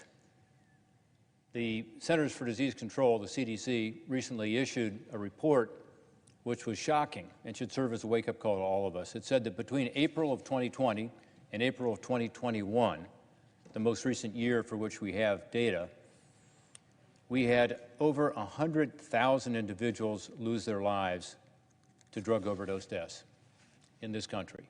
That's the highest ever. It's a record. By the way, 100,000 deaths per year is more than the deaths from gunshot wounds and the deaths from car accidents combined. It's truly the epidemic within the pandemic. Away from the headlines, we have this other tragic healthcare crisis that has left no part of the country unaffected. 46 states and the District of Columbia have seen their overdose rates go up in the last year. 26% increase in my home state of Ohio. In some states, there are now as many drug overdose deaths as there are COVID deaths. Like many of you, I've seen firsthand the damage drugs like crystal meth or cocaine or heroin or now the synthetic opioids are causing to the families we represent, to people who have gotten caught in that spiral of drug abuse and addiction. I've also seen the heroic efforts of first responders who have saved people's lives by administering naloxone, which some call Narcan, its brand name. It's a miracle drug that literally saves lives by being able to reverse the effects of an overdose. And I have ridden with law enforcement and treatment providers on rapid response teams in various places in Ohio that follow up with those who have overdosed. Literally, somebody overdoses, and then this rapid response team, usually made up of law enforcement, but also treatment providers, social workers, go to people's homes. And it's amazing what you find out. I was, frankly, a little surprised during my first visit. Then I got more used to it, which is that people respond very favorably. Most people who are approached by these rapid response teams agree to get into treatment. And isn't that the key? Using Narcan again and again and again to save someone's life is not the answer. The answer is to get that person into treatment so that person can get back to his or her family, his or her work, into a more normal life, and to be more productive in life. I've also met with families and loved ones affected, hearing their stories about how losing a family member to addiction has had such a negative impact, often tearing those families apart. And of course, I've talked to a lot of people in recovery who have told me about the grip of addiction on their lives and how they got help and what worked and what didn't work. Unfortunately, a lot of people get help, get into treatment, and it doesn't work for them, and they have to do it again and again. But ultimately, for those who can stay in recovery, are able to stay sober and clean, they have the most amazing stories. And so many of them are coming back and contributing in big ways to our communities, many helping others. Their recovery basically is reaching out to others and helping them along the way. Some are called recovery coaches, which is a more formal title, but so many of them are in effect recovery coaches helping others who are struggling. There are so many lives that have been touched by this crisis, 100,000 plus deaths, but so many others affected. And I've made it a goal of mine to make sure Congress is playing its role in addressing this effort that must be at the community level, at the state level, but also at the national level to respond to what is a true national crisis. What makes this especially heartbreaking to me is that only a few years ago, we had finally begun to make progress on this. We were beginning to turn the corner. We were seeing lower addiction rates. We were seeing lower overdose deaths for the first time in decades. How do we do it? Well, we redoubled our efforts on prevention, on getting people into treatment, on getting people into longer-term recovery, making more naloxone available.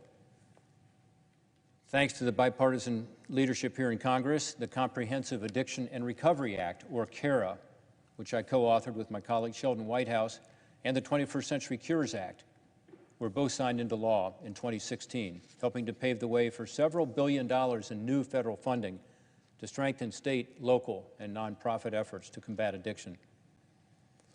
Our CARA legislation and the follow-up CARA Point 2 legislation we passed a few years ago took a comprehensive approach based on best practices. We actually had seminars here in Washington. We brought people from all over the country here. We had 4 different conferences where we got information as to what was working and not working in our communities.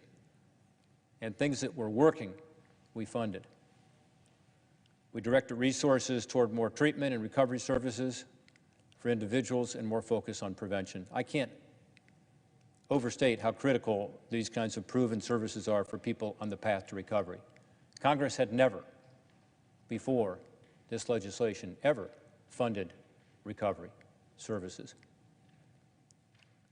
I've visited a number of inpatient and outpatient centers for addiction in Ohio to talk with those working to overcome their addiction. They've told me time and again how these recovery services gave them the structure, the support, and most importantly, the hope they needed to be able to overcome this disease. And we actually started to see that hope translate into real success on the ground, real numbers, and real people's lives. In 2017, Ohio's overdose death rate had increased for 30-plus straight years. And Ohio's deaths per capita that year, 2017, was almost 3 times that of the national average. But that next year, in 2018, as these 2 signature federal laws, CARA and CURES, were fully implemented, Ohio began to turn the tide with a 22% reduction in overdose deaths in 1 year. Again, after more than 30 years of increases in overdose deaths every single year, 22% decrease. Nationally, overdose deaths declined that year by about 4%, again, after year of increases. 2019, we had a slight decrease also. These were promising developments. But since then, there has been a lethal convergence on both the supply side of this issue and the demand side of this issue. Sam Quinones, the author of Dreamland, which I think is the seminal book on the rise of opioids in this country, recently put it well. He said in an interview that before COVID hit, Mexican cartels had achieved their goal, finally, of covering our country with, and I quote, "the most mind-mangling drugs we have ever seen. It just so happened that we went into isolation at the very moment when these drugs hit their apex," end quote. A terrible coincidence that as the supply increased because of the greed of traffickers, the demand increased because of COVID. These 2 things came together, and that has caused this huge increase in overdoses, addiction, and overdose deaths. Let's look at the supply side of this crisis first. The record number of deadly narcotics and other drugs that are taking the lives of moms, dads, children, and loved ones all across the country are coming into our country in record numbers.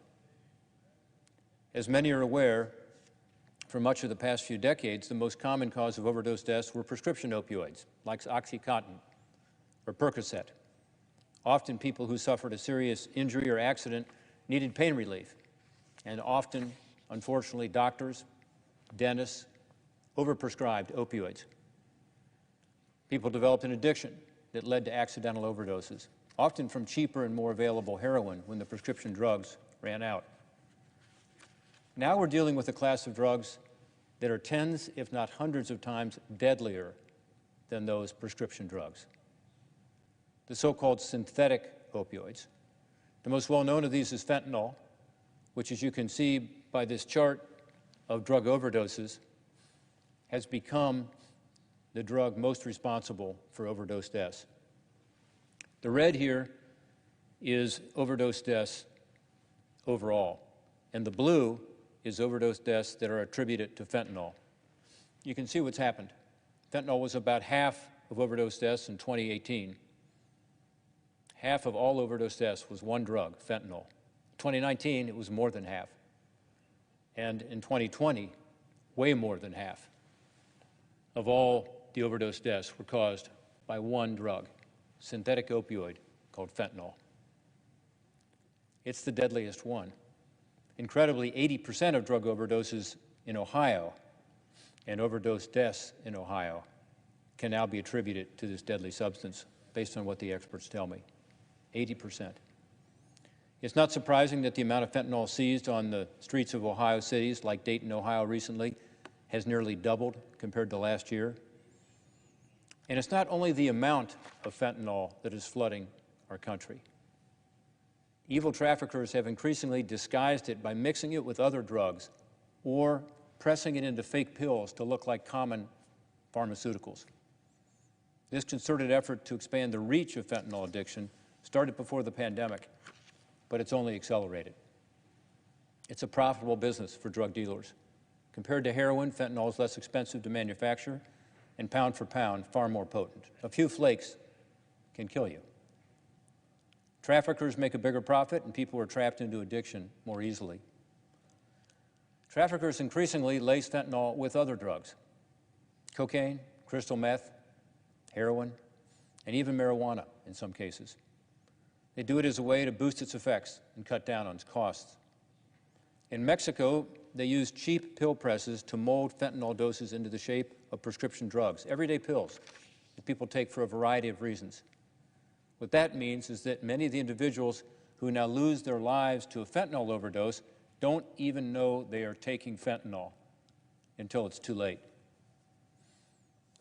Recently, I participated in a roundtable discussion on the border crisis and how it's impacted the addiction crisis. We heard from an Ohio mother, Virginia Krieger, who lost her daughter, Tiffany, to an accidental fentanyl death. Virginia told us about how Tiffany had been unable to get the care she wanted from her physician. That led her to buying pills on the street. Pills she was told were Percocet, and it looked like Percocet. That's what was stamped on it.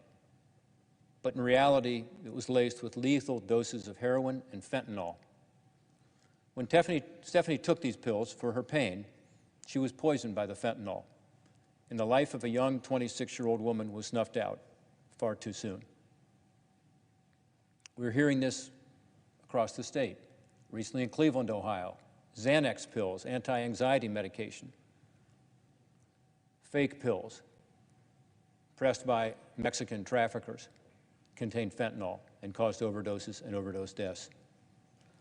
My heart goes out to these families. My heart goes out to Virginia, who, by the way, has channeled her grief into something positive, and that is going to schools and explaining to young people how dangerous this is.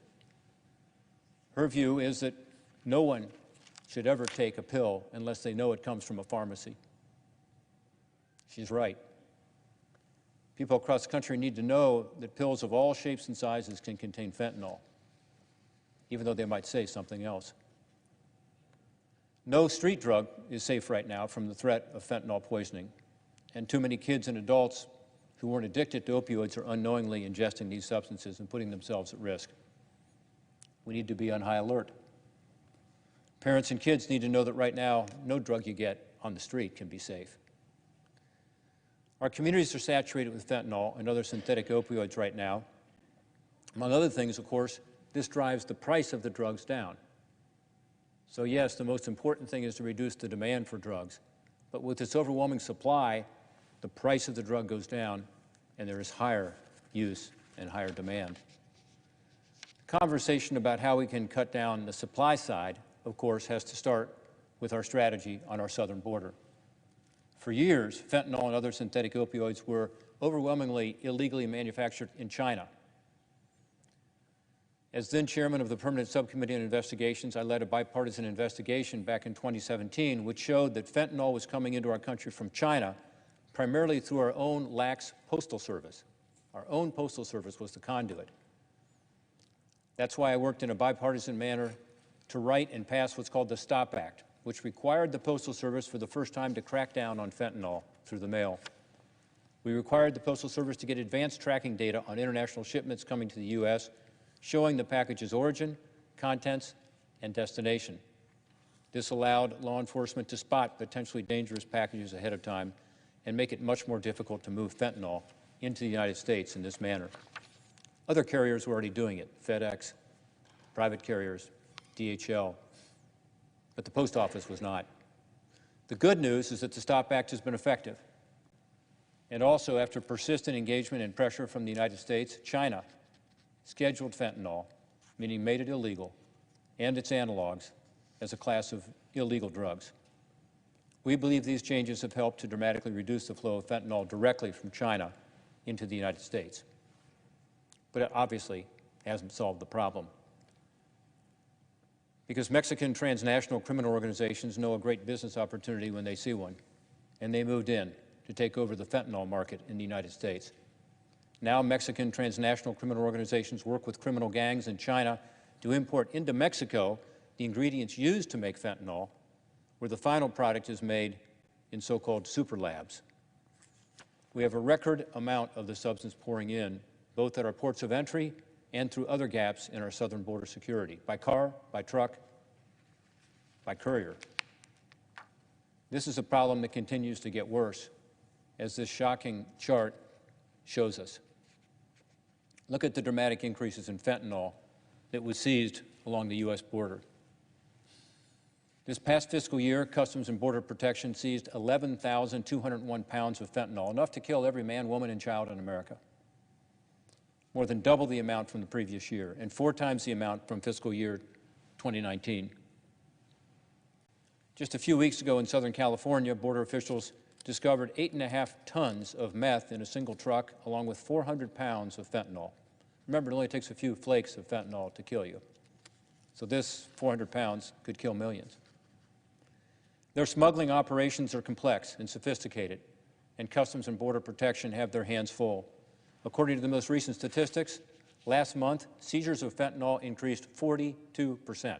That's 42% in 1 month. This is only how much we know was discovered, was apprehended.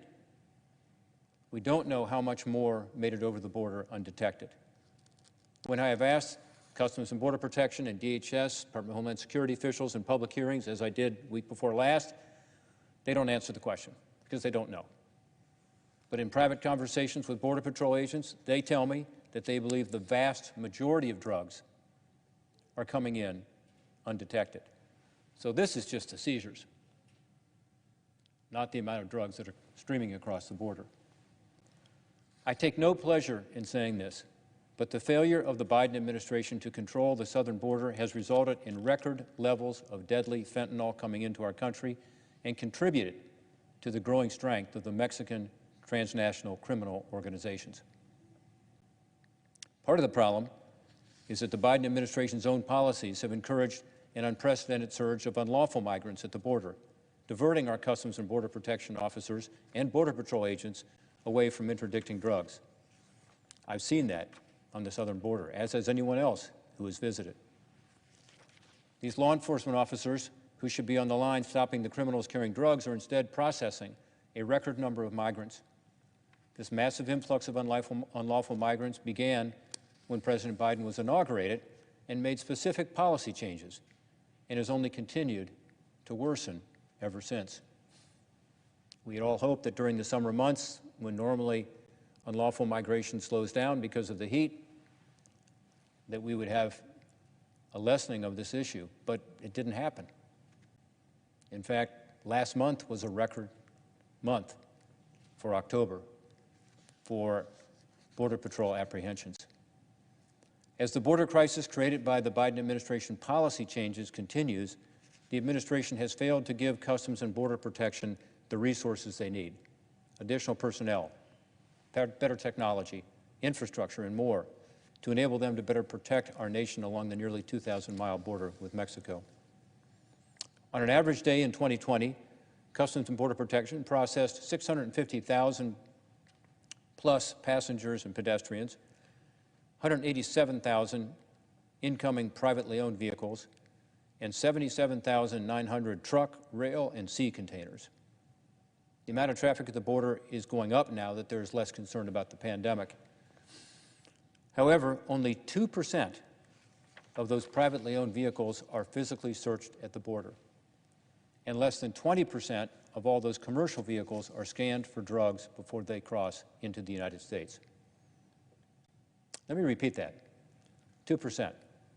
So if you're a smuggler driving a sedan with multiple pounds of fentanyl concealed in hidden compartments, right now you have a very good chance of getting across the border without a search.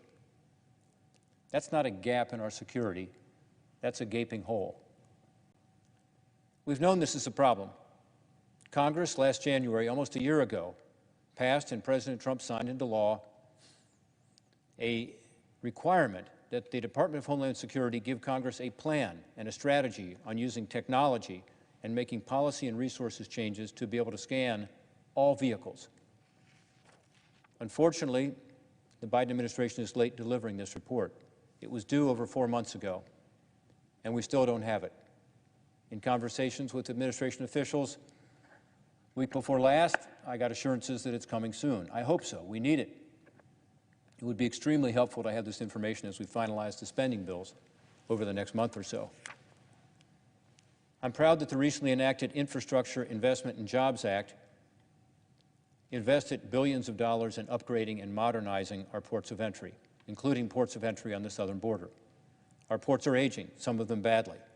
This funding would allow Customs and Border Protection officers to have adequate space to do more screening of vehicles.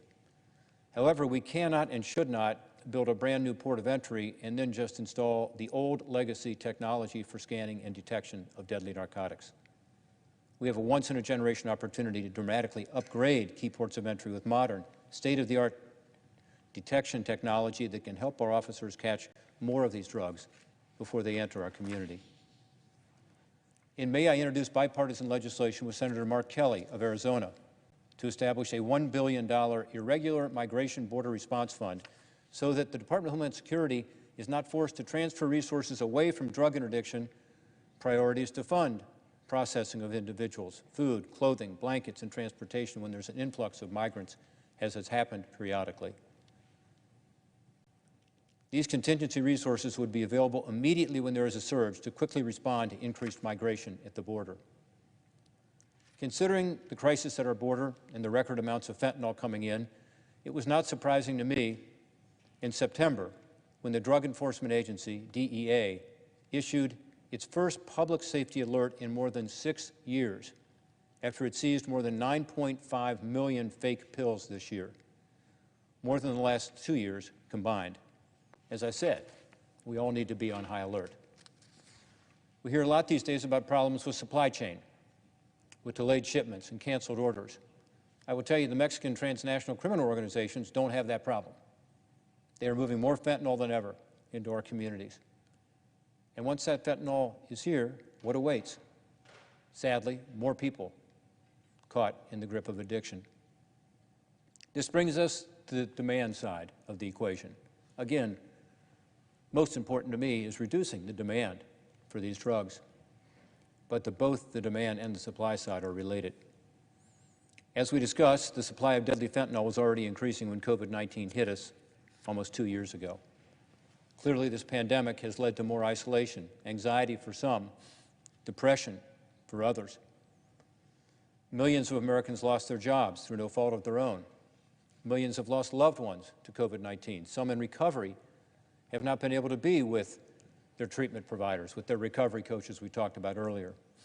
Millions have had their lives turned upside down, and some have turned to drugs as a coping mechanism.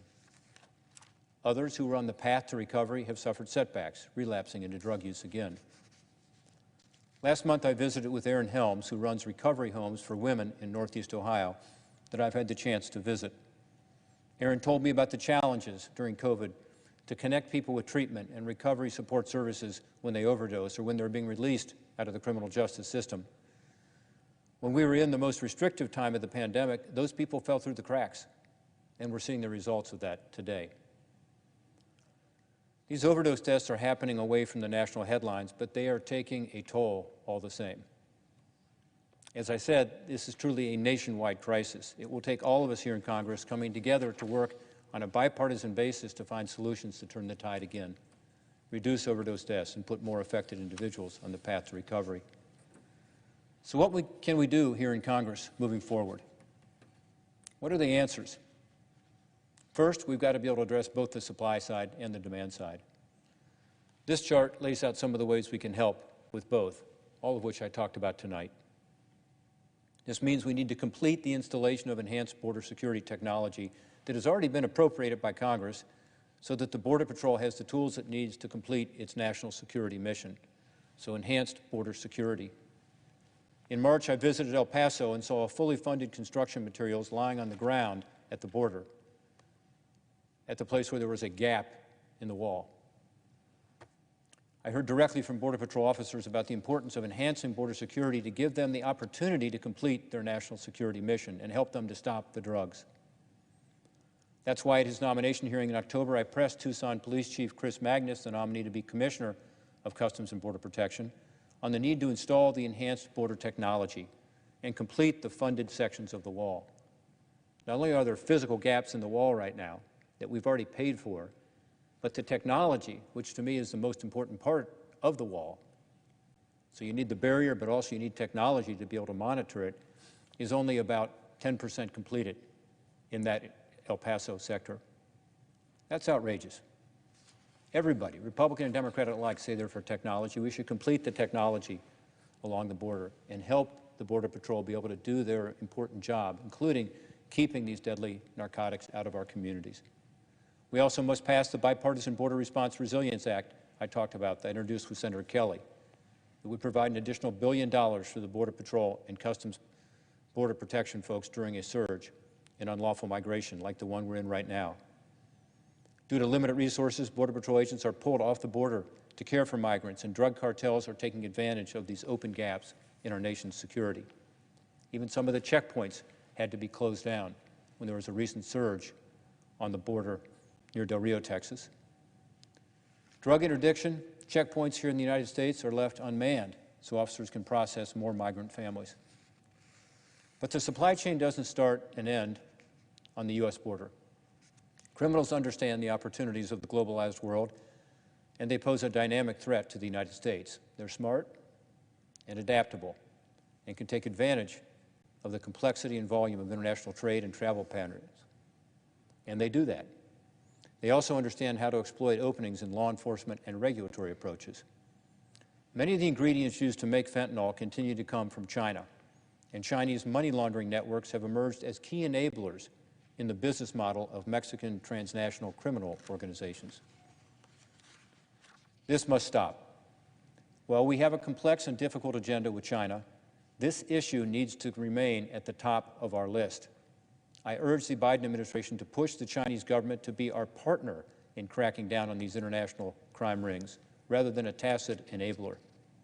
It is in both of our countries' interests. Likewise, the issue should be front and center in our relationship with Mexico. Both of our countries lose when the traffickers are successful. Our country is inundated with lethal substances, and the cartels gain money, and sometimes American-made firearms that allow them to better wage war on the government in Mexico City. For both our countries' sakes, we need to partner more effectively with Mexico. International cooperation. We should also recognize that these adaptable drug traffickers will have other options as we go after this current supply chain. We saw this after the STOP Act started to be implemented, and traffickers from China shifted to Mexico. There's a risk that it becomes a game of whack-a-mole. You stop at one place and it crops up somewhere else. As an example, as we work to stop the flow of fentanyl ingredients from China, other countries like India could prove to be good alternative sources. We need to be prepared to partner with India and other potential new sources in this lethal supply chain to ensure we continue to improve our security. We also need to continue to enforce the provisions in the STOP Act to ensure that our Postal Service does not once again become the viable option for traffickers moving fentanyl into the United States. After missing the initial October 2019 deadline for full implementation of the STOP Act regulations, in March, Customs and Border Patrol finally began demanding 100% of advanced tracking data on shipments entering the country. That's good. I'm glad we got there. That means that for every package coming into the United States originating from a country like India or China, we have a sense of what the package contains, where it's from, where it's going, or else it doesn't come in. However, a number of waivers remain in place for these regulations for low-risk, low-volume, and less developed countries. These waivers allow some countries to continue to skirt these reporting requirements, including, if you can believe it, Russia. It should not be in that category. This means criminals in Russia can continue to send potentially illegal packages into the United States without us knowing in advance what they may contain, posing a significant security risk and undercutting the goals of the STOP Act. Frankly, I think it's an unacceptable oversight and enforcement, and I believe there's bipartisan agreement that that's the case. That's why I'm urging DHS Secretary Mayorkas and the Biden administration to narrow down the STOP Act waivers and ensure that high-risk countries, like Russia, have to comply with these critical advanced tracking data requirements. In addition to this added security at the border, closer cooperation with the international community, and better STOP Act enforcement, we need to take the unexpected but important step to make sure these deadly synthetic opioids actually remain illegal so that our law enforcement can take the proper steps to crack down on them. In order to avoid prosecution, prior to 2018, evil scientists in China and drug traffickers started making slight modifications to fentanyl, sometimes adjusting a single molecule and creating what are essentially fentanyl copycats to get around the law. While these fentanyl-related substances have the same narcotic properties as fentanyl, their tiny variations allowed them to evade prosecution. Oftentimes, actually, these simpler substances than fentanyl were even more deadly. Carfentanil is actually more deadly than fentanyl, and that was one of the substances that was being made. Just this past week, we've learned that a fentanyl-related substance called parafluorofentanyl has been discovered laced into drugs in my home state of Ohio, as an example. To address all this, the Drug Enforcement Agency in 2018 used its authority to temporarily classify all fentanyl-related drugs as Schedule I substances, which allows law enforcement to aggressively intercept and destroy them. Unfortunately, this designation was only temporary. We have successfully extended the designation a few times, but it will expire in about 2 months at the end of January. Until we make these fentanyl-related drugs, these are fentanyl copycat drugs, some more dangerous than fentanyl, law enforcement will not have the certainty they need to go after criminals moving these deadly substances, and lives will be lost. Fortunately, we have legislation already to address this. Our bipartisan Fight Fentanyl Act, which I introduced with Senator Joe Manchin, would fix this problem by permanently classifying fentanyl-related drugs as Schedule I. About time.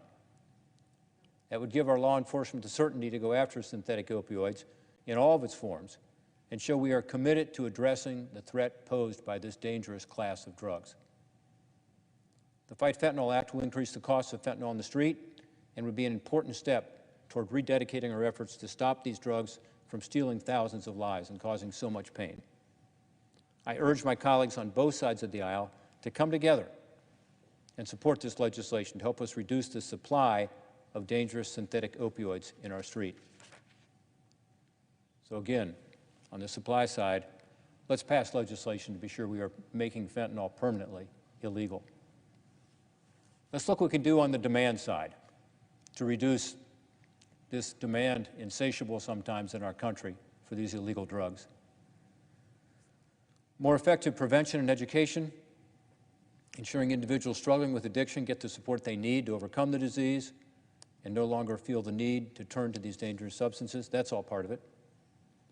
The first step, to me, is to build on what we know has worked. Remember, back in 2018, we actually had the first year-over-year decrease in overdose deaths in the country in about 3 decades. 22% decrease in my home state of Ohio in 1 year.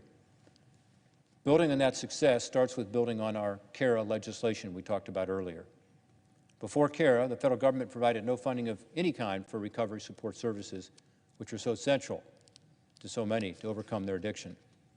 There was also no federal funding for naloxone, also known as Narcan, which is so effective because it's a miracle drug that allows first responders to reverse the effects of an overdose and save lives and get people into treatment.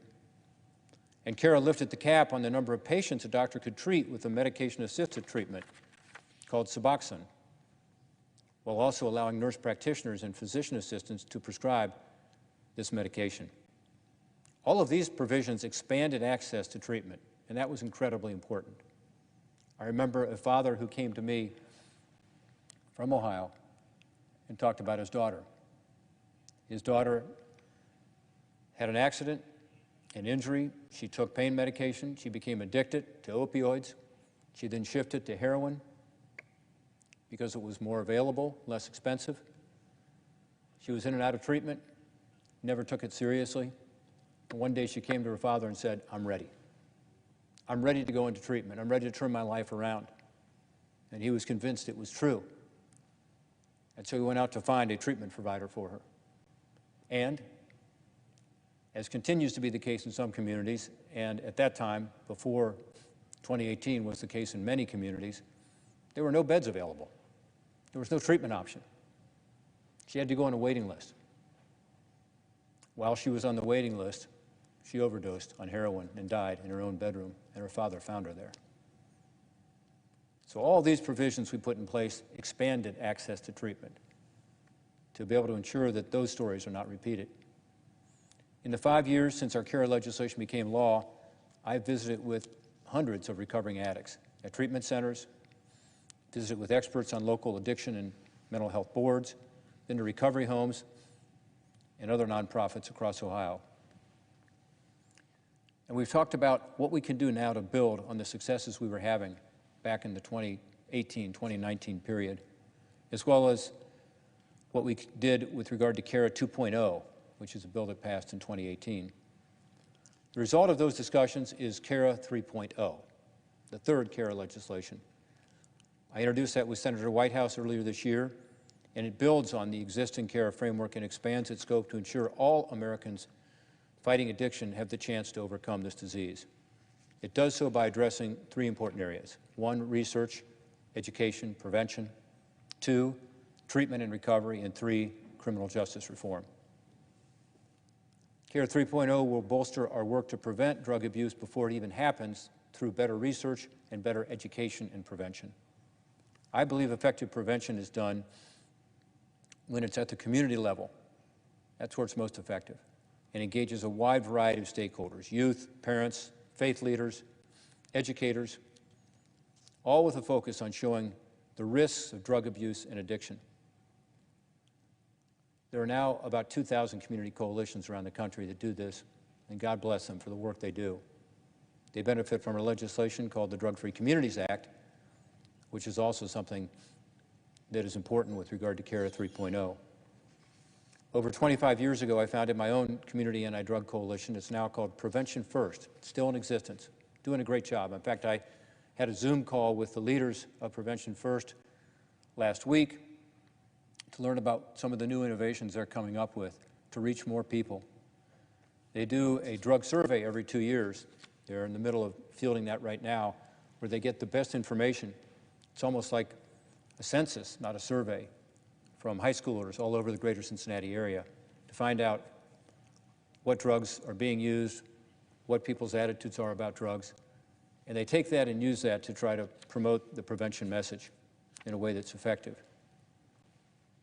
I appreciate what they do, again, and that's part of what we need to do in this new legislation, is to redouble our efforts on prevention. To keep people out of the funnel of addiction in the first place is obviously the most effective way to address this issue. In our legislation, we call for a massive new national drug awareness campaign as part of this.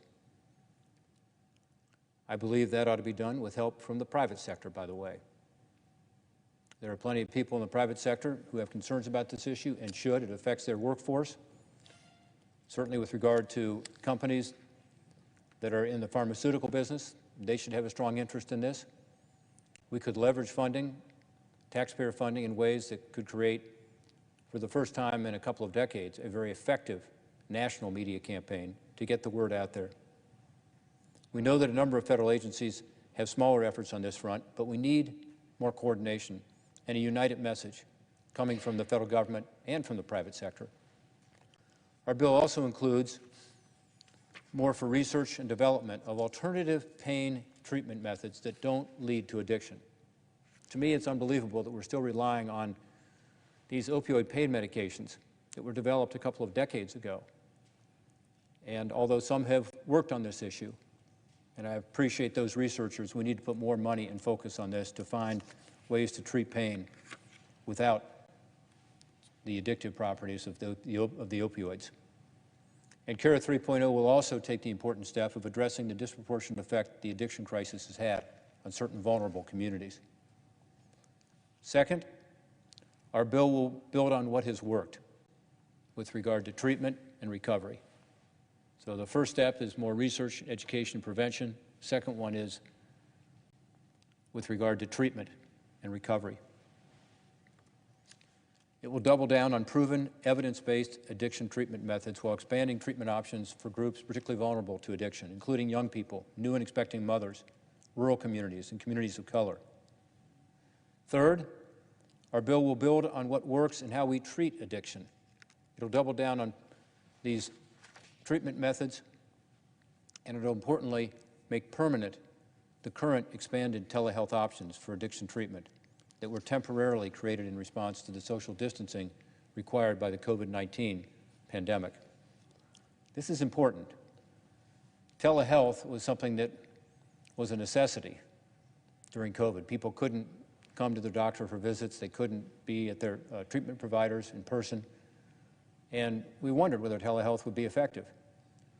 I believe that for mental health treatment and for addiction services, behavioral health, that it's been incredibly important.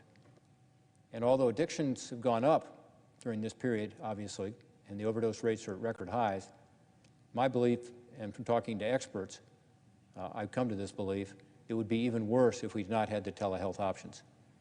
So in the dark cloud of the pandemic, the silver lining may be that we learned how to use telehealth better.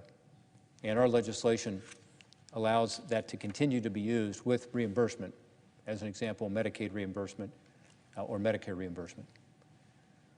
CARE 3.0 will also bolster the recovery options for individuals working to put addiction behind them through funding to support recovery support services and networks. It eliminates the waiver required of physicians who want to provide medication-assisted treatments to their patients and changes the law to allow those drugs to be prescribed via telehealth for greater ease of access. The bill will also help to destigmatize addiction recovery in the workplace by ensuring that one of these medications to treat addiction does not count as a drug-free workplace violation. Finally, CARE 3.0 reforms our criminal justice system to ensure that those struggling with addiction, including our veterans, are treated with fairness and common sense, putting them on the path to recovery rather than a downward spiral of abuse. Importantly, CARE 3.0 funds a Department of Justice grant program to help incarcerated individuals struggling with addiction to receive medication-assisted treatment while they're still in the criminal justice system. This means that when they're released, they have a much higher chance of success.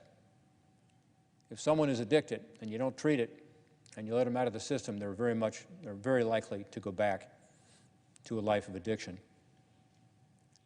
But if we allow medication-assisted treatment in the criminal justice system, we will reduce recidivism or repeat offenses. I think that makes sense for the person addicted, for the community, and certainly for the taxpayer. CARA and CARA 2.0 have given states and local communities new resources and authorities to make a real difference. CARA 3.0 renews and strengthens these programs, and given the recent spike in addiction, provides a boost in funding as well. When added with the existing CARA programs that are authorized through 2023, we would be investing over $1 billion per year to address this longstanding epidemic, putting us on the path toward a brighter future, free from addiction. The addiction epidemic has proven to be resilient. It's a disease that knows no zip code and one that is always ready to come roaring back should we not stay vigilant. Columnist Peggy Noonan was exactly right when she wrote a couple weeks ago in the Wall Street Journal that, quote, "We have a deep and profound addiction crisis in our country, and we've had it so long we forget to see it. And nobody's talking about it because nobody has a plan." End quote. She's exactly right. We need a plan right now to tackle this crisis that continues to devastate our country. I've laid out one tonight that can give us some understanding of the magnitude of the problem, the nature of the challenge, but also have the federal government take concrete steps to turn the tide once again. Again, we've done it before. Let's do it again. Washington can and should be a partner to the state and local groups on the ground every day working to combat this crisis. We should be a better partner. We've got to all work together to find constructive solutions to the addiction epidemic and ensure more Americans don't suffer in silence and that we don't lose more lives to these deadly drugs, but instead ensure that more Americans can achieve their God-given potential in life. I yield back my time.